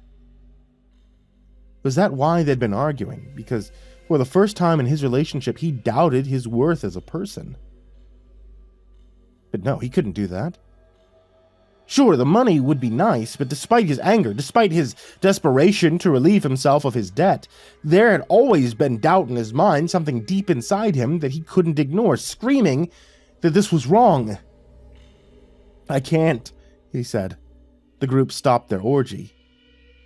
A dozen sets of yellow eyes stared at him from behind their bifocals. Wilcox pulled the penis from his mouth and stood back. "Matthew, am I to understand that you're backing out of our agreement?" He ran his hand through Nina's hair. "It isn't worth it. I'd rather live with the debt than hurt her or anyone else for that matter." All he wanted to do was to get Nina untied and get the hell out of there. It'd be an awkward car ride home, but at least now the door was open to a conversation about his debt. "So be it," sighed Wilcox. He turned to the rest of the orgy. "Now we're going with the backup, people." The group broke from their embrace and went to work. They clawed at Matthew, tearing the ceremonial headdress off of him, leaving his ass exposed once more. Next, they untied Nina and removed her gag. "Nina," said Matthew, "I'm so sorry." But he wouldn't get the chance to say anything else, because at that moment, the board members swarmed him. Wings fluttered in his face, and nails raked at his skin. He threw some punches and kicks, but the demonic old bastards overpowered him easily. Even the wheelchair guy got some licks in. When they were done, he was tied up on the pedestal just as Nina had been. Matthew glanced over to see his girlfriend, now wearing the headdress and holding the dagger. That horrible echo reverberated again so loud that it shook Matthew's skull. "Oh, dark prince of the great beyond," chanted Wilcox, "on this most sacred of nights we bring you yet another offering." Up above, it seemed as if the kaleidoscope of colors was gazing down at him. As it moved in and out of itself, he thought he could make out 3 distinct, goat-like faces amongst the ever-changing gelatinous mass. Matthew stared at Nina. She was horrified, but there was something else behind her eyes that sent his heart racing. It was a look of determination. "Nina," he said, "what's going on?" "I'm sorry, Matthew. The truth is my spending's been out of control, and now I'm deep in credit card debt. I didn't think I'd ever get the chance to pay it off. I should have told you." "It's okay," said Matthew. "I should have told you about my medical debt." She raised the dagger over her head. "Do it! Now!" shouted Wilcox. Matthew closed his eyes. "At least one of us will get out from under those damn creditors," he said. "Now!" shouted Wilcox again. The board members began to moan their sexual exhalations, almost musically. Nina gritted her teeth. Wilcox's body trembled with anticipation. "Stab him in the fucking heart!" "I'm ready," said Matthew. Nina swung the dagger. "Fuck!" Wilcox cried. He looked down to see the dagger's blade sticking out of his own stomach. "You stabbed me, you bitch! You blew your chance!" She pulled the blade free and Wilcox dropped to one knee. The board members stopped their gyrations and stared at her. "The contract states the ritual doesn't work if we punch down," said Nina. "That I can't sacrifice someone more desperate than me. Doesn't say I can't sacrifice someone better off." The blood began to trickle from Wilcox's mouth. "I'm the vice president of fucking philanthropy. You can't sacrifice me, you idiot." "Actually, Wilcox," said one of the board members, "technically she can." "And we still need a sacrifice," said another, checking the face of his Audemars Piguet. "Looks like you're the only option we have left." "But what? Why could you let these pissheads kill me? Haven't I done a good job?" He groaned and doubled over in pain. The board members all glanced at each other and nodded. "To be honest, Wilcox," said one of them as he pushed his glasses up, what was left of his nose, "the board's been feeling like your quarterly projections have been too safe. We've already been thinking about bringing in someone who will take the company in a more aggressive direction." "Too safe?" The group split off, half of them untying Matthew, the other half grabbing Wilcox. When they were finished, the two of them had switched places. Matthew was now standing beside Nina, and Wilcox was strapped tight to the pedestal. Matthew turned to his girlfriend. "Sorry about everything," he said. "Me too," Nina replied. "No matter what, we'll tackle this debt together." Matthew looked down at Wilcox, trying, unsuccessfully, to wriggle out of his restraints. "It looks like we're off to a good start. Here's our chance to cutting it in half." One of the board members cleared his throat. "O dark prince of the great beyond, on this most sacred of nights we bring you yet another offering." "You can't do this!" shouted Wilcox. "Under my watch, the company's seen record profits." The board members laughed, coughing and wheezing. "That's what the last guy said," chuckled the geezer in the wheelchair. The guttural echo sounded once more, vibrating its horrible secrets through everyone's bones. Nina raised the dagger over her head again. Wilcox screamed. Benchman Financial was going to have a good quarter.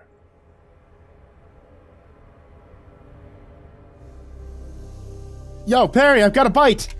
I lifted my eyes from the water to see Kevin yanking back with all of his might. The fishing rod my friend was holding suddenly bent almost in half as the sound of the line rapidly spooling out filled the air, almost drowning out the sound of the gulls crying overhead. A look of determination entered his face as he reached to lock the reel, and bracing his legs, he let out a battle cry and flipped the switch. A moment later, he was almost pulled off of the paddle boat and straight into the frigid Atlantic as the fish on the other end strained to escape. Veins began to stand out on his arm as he used every ounce of muscle in his body to match its ferocity. He shot a quick look up at me, a grin splitting across his face. "It feels like one hell of a big son of a bitch to boot!" For my part, I simply shook my head and gave a half smile at the man's over-dramatic tone, as if he were boasting about hooking Moby Dick himself. More than likely, he's got himself a good-sized striper, a large bluefish at most. Even still, I called out to him, "You all good, or do you need a hand?" He shook his head as he reeled in a few feet of line and turned away from me, following the struggling fish as it swung toward shore. "No, I got this," he yelled back. "Keep your eyes on your own line. We'd have a school of whatever this is passing under us." Grunting to acknowledge I'd heard him, I turned away to gaze back at my line, which disappeared out of sight into the dark blue, almost black depths. Reaching out, I gently gripped it with my thumb and forefinger to feel if there was any tension beyond the stir of the current. Even the slightest tug could signify a curious fish nibbling. To my disappointment, though, I felt nothing. Nothing for the last hour and a half. I cast a quick and somewhat bitter look over at Kevin as he continued to haul up his prize from below. Lucky bastard. Always ends up being the one to catch anything during the spring months. The summer may have been my time to shine, but in spring, he's the clear winner. Kevin and I had grown up together in the small town of Camden, Maine. meeting for the first time during roll call in elementary school, bonding over a mutual love of the ocean, Sega Dreamcast, and 70s horror movies. We had instantly hooked on to each other, and it had been that way ever since, even as the years had passed and we'd grown. I was now staring down the barrel of turning 30, while he, being a few years older, was soon to turn 34.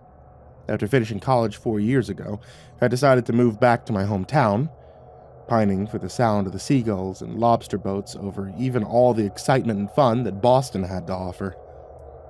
To my surprise, when I stopped into the vintage room for a drink, I'd found him sitting at the bar, nursing a glass of whiskey.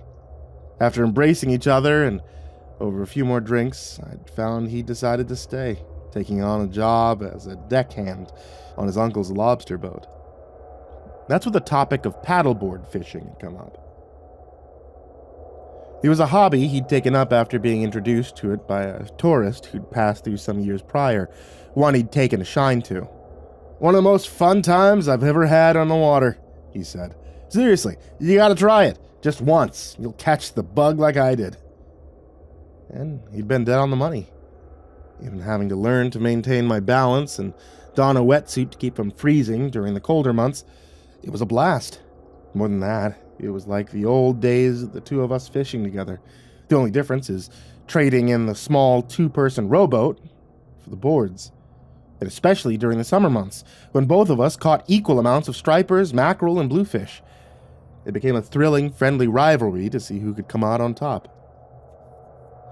The winter and spring months, though, not as exciting anymore. I shook my head to push away the intrusive, almost jealous emotions which had settled over me like a storm cloud. "Knock it off, pair.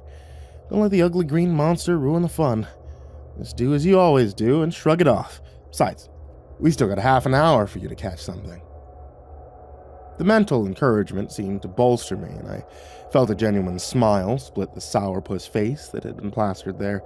Lifting my head, I gazed out to sea as a set of large waves lifted me on their crest. Far out in the distance, just visible on the horizon, I could see the vague shapes of North Haven and Vinyl Haven Island. Both seemed to rise ever so slightly from the water, like the backs of sea monsters which sailors once told tales of. The thought reminded me of the tales my grandfather had told me before he'd passed. Tales about the sea serpent of Mount Desert Island, of Cassie the Casco Bay sea monster, and others I'd long forgotten the names of. "Perry, my boy, remember that there will always be more things undiscovered on this planet than there'll ever be written about in books," he told me. As much as I agreed with his sentiment, I didn't exactly believe in sea monsters. I was convinced that things that gargantuan wouldn't be able to escape the prying, curious eyes of man forever, especially with our continued exploration of the sea. Hell, it was what I'd gone to college for, achieving a degree in marine biology. "I got it!" Kevin's cry caused me to turn half around on my board, pulling my eyes from the open ocean. He was kneeling down, holding the rod in one hand and a small landing hook in the other, as his eyes focused on something beneath the surface he couldn't see. A moment later, he dipped the hook into the water and stood up grinning like a kid on Christmas morning, as he held up the large striper which flopped from the end of it. "Now that's what I'm talking about, man," he declared triumphantly, before depositing the fish into the bucket on the board in front of him. I couldn't help but smile and let out a chuckle at his infectious excitement. "Nice one, bro," I called to him, giving him a thumbs up. His smile grew wider for a moment. Then he gestured at me. "You haven't gotten a bite yet." I shook my head. Either hooking your catch caused the rest to scatter away, or it was just a loner. There's absolutely nothing else down there." A thoughtful look spread across his face, and he rubbed his chin looking around. How about we move a little further up the coast? There's always bites closer to 700-acre Island. I'd like both of us to go home with something to show for it." Whatever trace of envy I'd felt melted away like snow in spring at his words, replaced by appreciation for my friend's consideration. And that shows you exactly why he's always been the better man of the two of us. "Yeah, why not?" I replied, beginning to reel in my line. Can't be any worse than here, anyway. You want to move closer to shore or just head straight up? Kevin didn't answer. After waiting for a moment for a response, and as my jig breached the surface, I turned to see why he hadn't replied.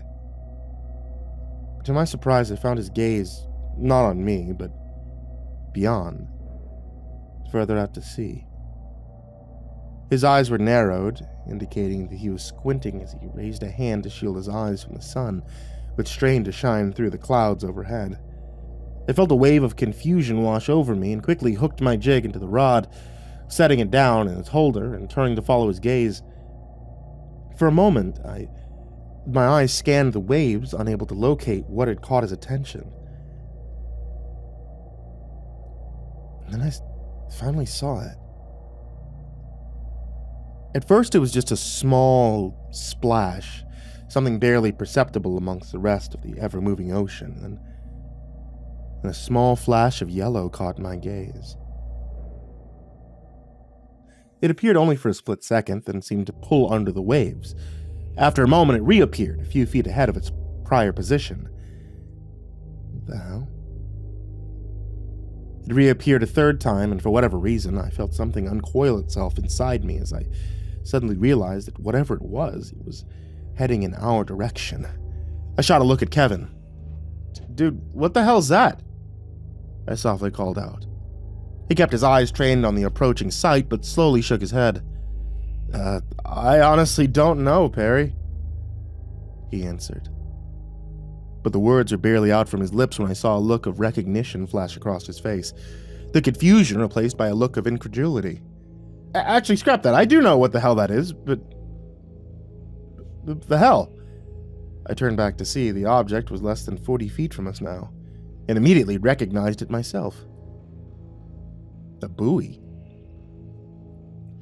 It was the kind that lobstermen used to mark the location of their pots and identify which belonged to them. The white plastic stick, to help grab it from the water, stuck straight up into the sky. The flash of yellow I'd seen had been a painted stripe which ran around the top. It continued to move towards us at a steady pace. No, not entirely steady. As it moved forward, the buoy seemed to quickly jerk back and forth from the left to the right every few seconds. A large wave rolled over it, and it disappeared from view for a moment. For whatever reason, not being able to see it caused a large wave of anxiety to well up in me. My mind began to race as it sought to explain what we were seeing.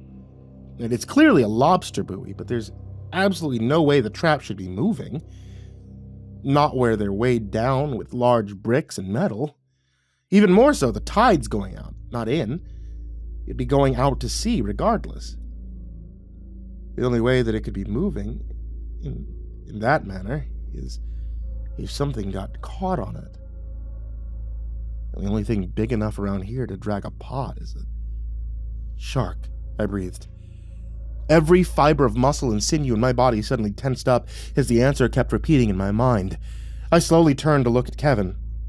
"Dude, whatever you do, try to stay as still as possible, alright? Try not to make noise that'll draw attention to you, because I think a great white got caught in a trap and it's pulling it along behind it." Even from a distance, I caught sight of his face, paling slightly.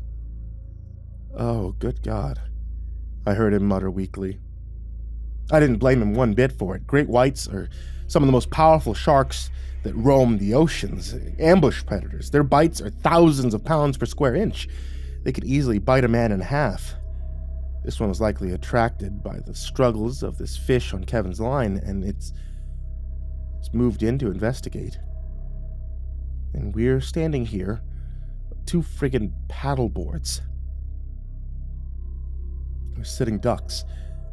Small wisps of fear began to seep into me as I attempted to stay as still as a statue, bracing my legs with each roll of the waves as I watched the buoy continue to approach us. I kept myself from looking down into the ocean, half expecting, if I did, to catch a split-second glimpse of the torpedo-shaped body rocketing up at me, jaws agape. My eyes tracked every jerk as it drew even with us. It was close enough that I could have reached out and touched it. I forced my eyes to look down. seeing that the buoy must have been in the water a long time. Below the waterline, most of it was covered with a thick coat of algae and seaweed, strands of it dangling up behind it like party streamers. More covered the rope which connected the buoy to the trap below, which disappeared out of sight after about 7 feet underwater. I gave a silent prayer. Please keep moving for the love of God, and all the angels, don't stop, just keep moving away. A massive sense of relief suddenly surged through me as I saw they were answered. The buoy continued on its journey, passing by first myself, and then Kevin. We both slowly turned to watch it move towards shore, Camden Harbor, staring after it until it again disappeared from sight among the waves. I realized I'd been holding my breath and feeling relatively safe again. I let it out with a loud whoosh. As I bent over slightly and put my hands on my knees, feeling the color return to my face, I spared a look over at Kevin. He looked back at me, and for a moment all we did was stare at each other. I was the one who began to softly chuckle at first. He joined in after a second. Moments later, the two of us were unable to stop laughing as the tension drained from us. "Holy frickin' crap, Perry," he said, wiping a visible sheen of sweat from his brow. That was, and I'm not even joking, one of the creepiest fucking things to ever happen to me, period. Full stop. I let out a soft cough as the laughter began to die away. You're telling me? I've studied ocean life my entire life. Even knowing what that must have been, it still got under my skin.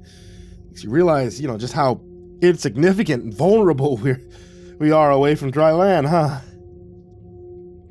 I saw him crack a slight nervous smile. Yeah, that's one way to phrase it.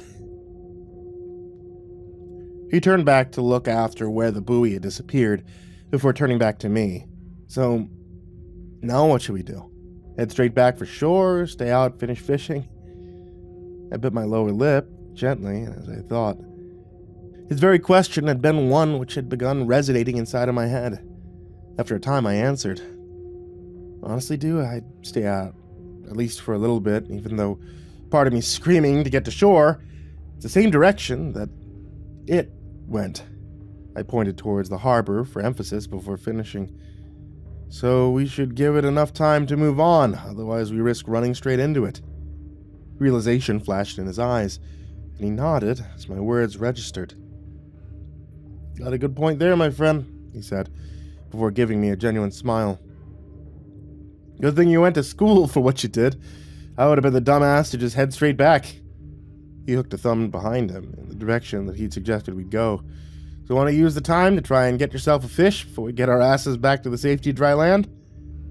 The thought of bringing a striper of bluefish back for Mom and Dad to grill for dinner surged forward in my mind, pushing the last wisps of fear away. Hell yeah, man, let's do it. With that, I reached down, picking up the paddle and positioning myself, seeing Kevin do the same. Come on, let's go. I will forever blame myself for not having us head straight for shore. It took us about 20 minutes to reach our new spot, and after dropping our lines in the water, and to my surprise, we started hooking fish after fish.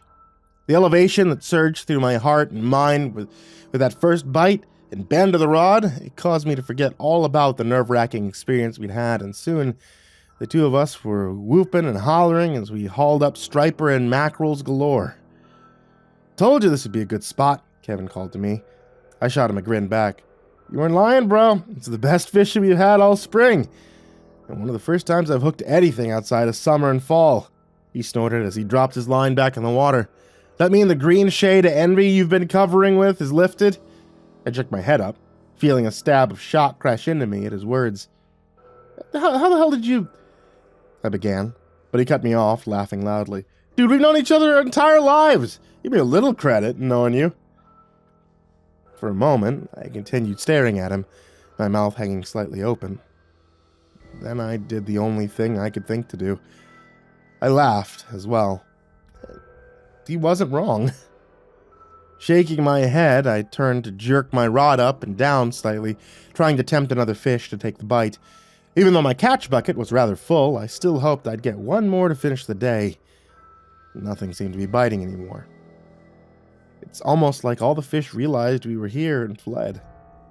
I began to chuckle to myself, then a second thought followed close behind. Or because something bigger was around. Instantly, the chuckle died away, and the mental image of the buoy swam forward in my mind. Trying not to catch Kevin's attention, I spared a look around at the choppy water, straining my eyes for any hint of color, but nothing showed itself besides the white caps. Still, the uncomfortable, tense wisps of anxiety began to rise back inside of me. As hard as I attempted to push it away, I mentally began to chide myself. Cut it out, Perry. It's long gone. Whether it was a shark or whatever, it obviously wasn't interested in you two. I mean, it didn't stop. Stop letting Jaws and other ocean horror movies take over your imagination. This is real life, after all. I nodded before glancing at the watch on my wrist. 4:30. They called over my shoulder. Hey, Kev, it's getting a bit late. Should start heading back. The sound of his voice drifted back to me. All right, just give me a few more minutes. I want to try and catch one more fish. It's like they all vanished into thin air, he chuckled. Or thin water, to be more appropriate. Despite the feeling I continued to battle inside myself, I couldn't help but laugh at his lame joke. Fine, just 5 more minutes, and then I'm towing you back if I have to.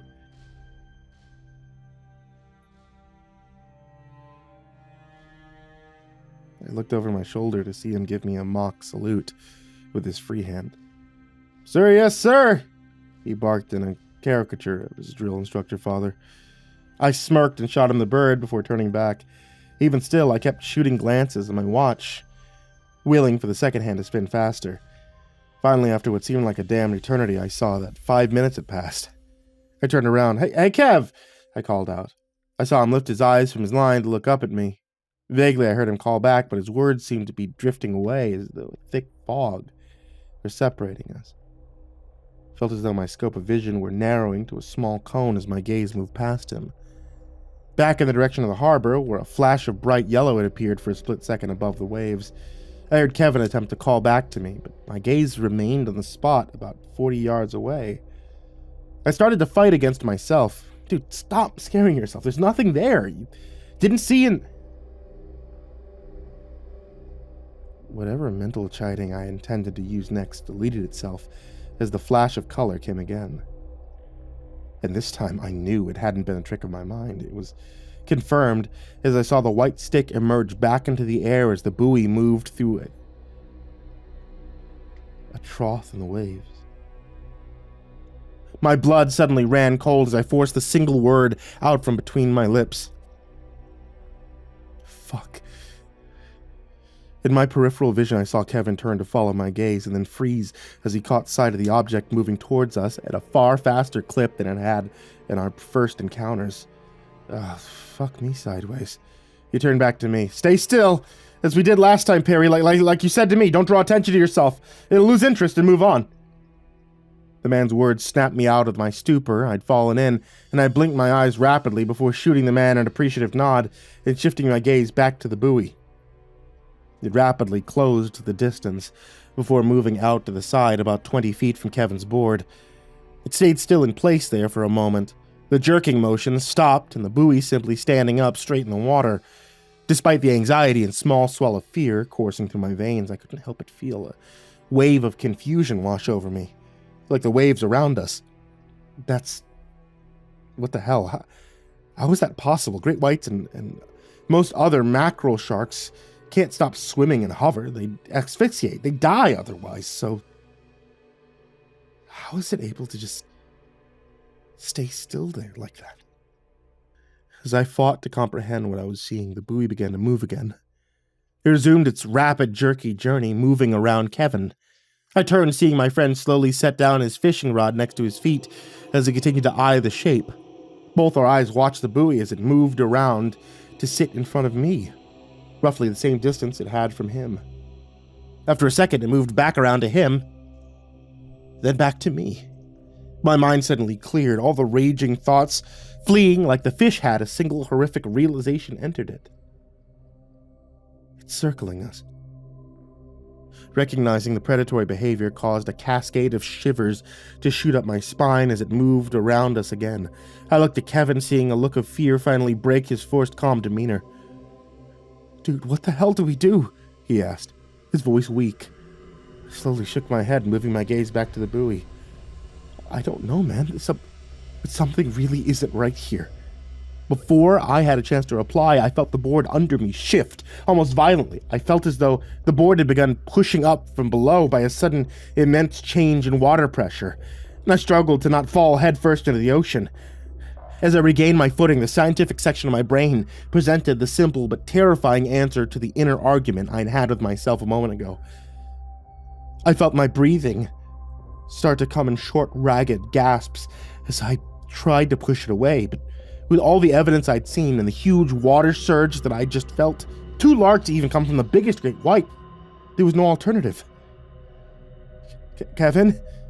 I saw him turn towards me. "What is it, Pear?" he asked, his voice shaking slightly. I looked up at him, seeing his face pale further at the expression on my face before I answered. "Whatever's on the other end of this buoy, it's not a shark." For a moment, his face remained the same. Then my words slammed into him with all the weight of a tractor trailer. I saw his eyes go wide as his face turned to the color of a sheet. He forced himself to speak.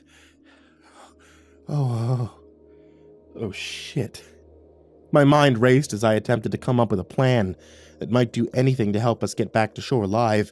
But before I had a second to think of anything, a second surge of water rushed up from below, moving sideways and out. Shooting a glance behind me, I saw the buoy moving towards me. Then a great tug came from the other end of my foot. Feeling my heart enter my throat, I shot my gaze down, just in time to see my fishing rod be yanked into the water. I couldn't even track its descent into the depths. One moment it was just below the surface, the next it was gone. It was out of sight. A new realization slammed into me. It grabbed my umbrella jig. It grabbed it and it kept moving off towards... Vaguely, I suddenly became aware that the buoy had hit the back of my paddleboard, swinging it slightly to the side, but the largest wave of horror filled me as my thought finished, realizing where it was headed. I jerked my head up, my eyes wide as I opened my mouth to scream a warning. But it was too late. What happened next happened in a matter of seconds. I saw that he'd seen my fishing rod yanked into the deep, his eyes widening more than I thought a human being's could. Then his gaze flashed down to the rod at his feet, where a small stretch of loose fishing line had accidentally curled around his leg. His eyes snapped up again to lock on mine, and for a microsecond, it felt as though the entire world had paused. I saw every small detail with crystal clarity. I saw the sheet of sweat covering his eyes. I saw his lower lip begin to tremble, and a shocked, pleading look enter his eyes. He began to reach out towards me, his lips beginning to form a word, one I'd never learned, and which keeps me awake late at night, wondering. The next he was gone.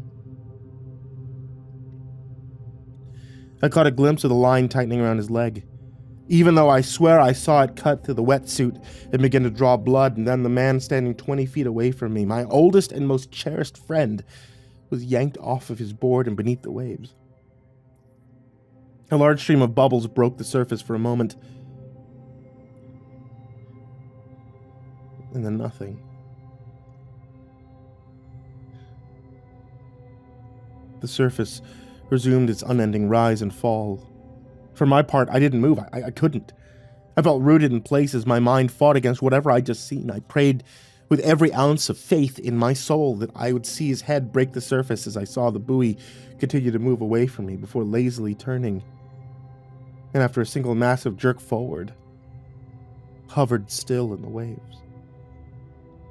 But he never appeared. I suddenly felt the weight of the situation slam home. Felt hot tears begin to stream from my eyes as I fought to keep from collapsing on my knees.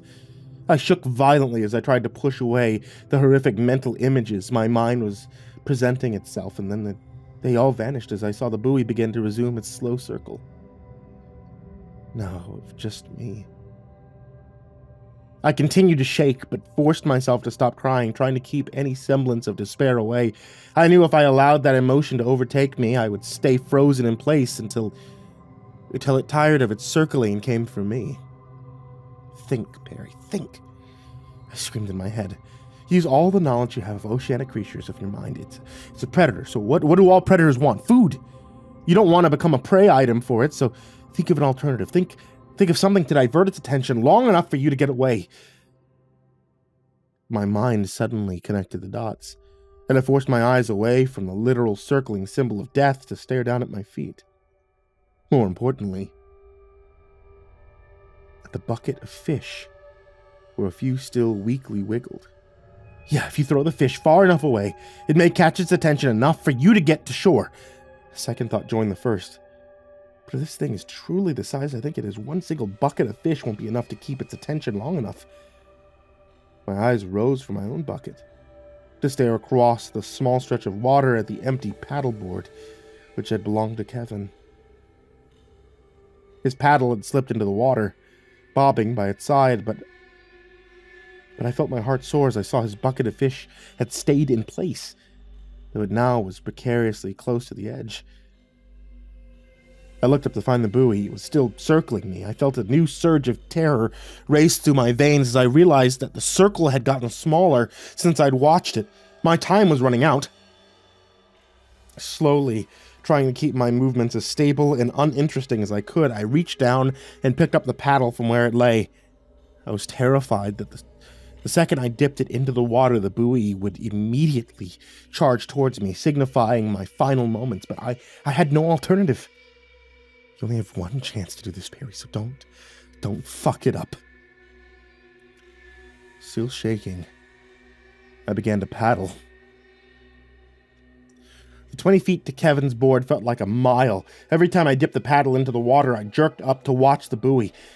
To my relief, it simply continued to circle. A few excruciating seconds later, I drew up next to the other board. Holding the paddle in one hand, I kneeled down and gripped the other. The plan was still in my mind. I let out a final prayer. God, please let this work. Then I picked up my own bucket of fish, and before using the paddle to push Kevin's board away from me, out towards the open ocean, the tide caught it, and it drew away from me. From the corner of my vision, I saw the buoy change course, moving towards it. I stood up straight, staying still, waiting for it, waiting until it's far enough away. The empty board drifted another 20 feet. I drew all the strength I had remaining in me into my arms, cocked it back as I readied to make a throw which would make the major leagues impressed. It moved another 10 feet away, the buoy continuing to slowly follow it. Now, as soon as the bucket left my grasp, I turned and began driving the paddle towards the water as quietly and calmly as my shaking hands would allow. And behind me I heard a dull thunk as the plastic bucket slammed into the water. I wasn't sure how true my aim had been, but I refused to turn back and look. I kept paddling, moving it from one side of the board to the other to keep it straight. I heard the cries of the gulls behind me begin to increase, signifying they must have started dive-bombing the mass of fish that had fallen into the ocean, and then I heard it. I never turned to look at it, even if I wanted to. I was far too terrified to do so. But I heard the huge eruption of water emanate from somewhere behind me. It was followed by the largest splash I'd ever heard in my life. Even though it was far off, I felt small droplets of water fall onto my head and neck. My mind screamed at me that it had to be gargantuan in order to cause a splash giant enough to reach me. Even still, I continued to paddle toward shore, watching the land grow larger and larger in my gaze. That horrifying day was almost a month ago now. And for the rest of my life, I'll never understand how I managed to get away. Such a giant beast must have finished with those small fish in seconds. The only conclusion I can come to is one that turned my blood to ice. It wasn't interested enough to pursue me because because it already fed. When I made it to shore, emerging from the surf, by the inn at the ocean's edge, I must have looked like a madman to those staying there. Tumbling off my paddleboard and dashing forward, screaming about my friend being dragged under and killed by a sea monster. My mind was fried from the adrenaline and horror that had consumed it. The police were, of course, called. When they asked for my statement, as much as I knew they wouldn't believe me, I still told the truth. They needed to know. Kevin deserved to have the truth told, and I was right. They didn't. Not entirely, anyway. They did believe the two of us had been attacked by something, more than likely a shark, as I originally thought that it was. They sent the Coast Guard out to search the area, but they never found a trace of my friend, or his board for that matter. All they found was a few floating dead fish. He was declared a victim of a shark attack and lost at sea. No one blamed me for his death, but I've seen them look at me oddly. I've seen them whispering to each other when I go to the vintage room. And I try to drink myself into enough of an intoxication stupor that I won't dream.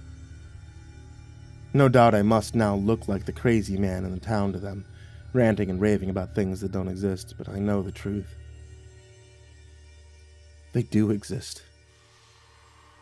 All the stories I heard my grandfather tell me of Serpent of Mount Desert Island, Cassie the Casco Bay monster, those told about the world for centuries, they've been true. Scientists explained them away, saying they were misidentifications, superstitious wives' tales. The truth is, we've barely begun to explore the oceans. There's so much of it. You can hide things.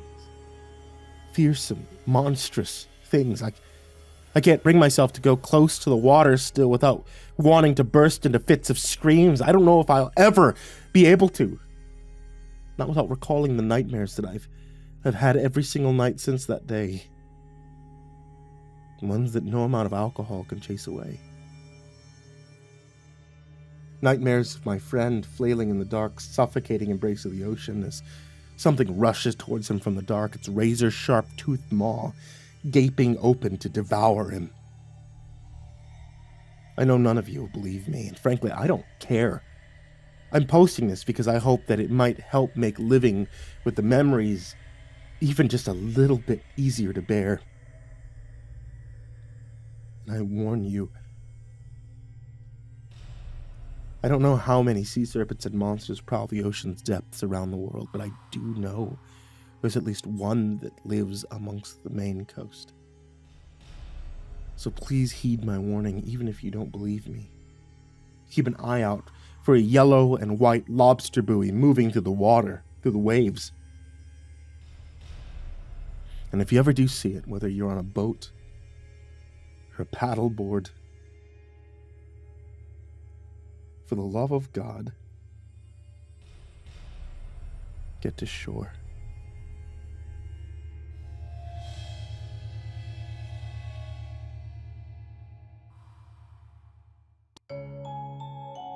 Hey kids, it's tea time, and you know what that means. It's time for Ivory Monocle Tea. Ivory Monocle Tea is up and running again, and it's currently selling tea. And if you guys are like me and are addicted to playing Helldivers, hey, there's a brand new tea on there. And it's a Helldivers tea, and it's called Liberty. And I fucking love this tea. It's so cool. And I got to design the sticker for it. So if you've enjoyed tea from the Ivory Monocle Tea shop before on Etsy, you're gonna love this new tea. So make sure you check them out. If you like having a warm drink while listening to CreepyPasta stories, then hey, that's a great spot for you. And finally, as always, I want to thank everybody who is on my Patreon list.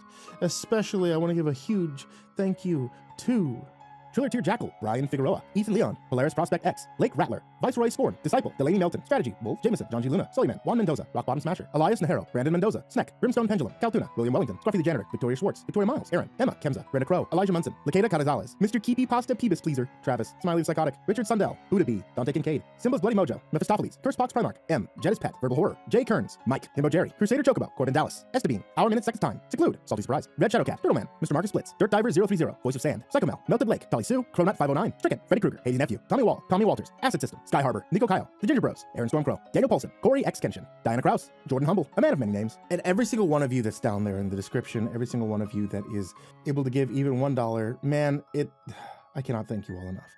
Thank you, thank you, thank you. To all of you out there, have a wonderful evening and sweet dreams.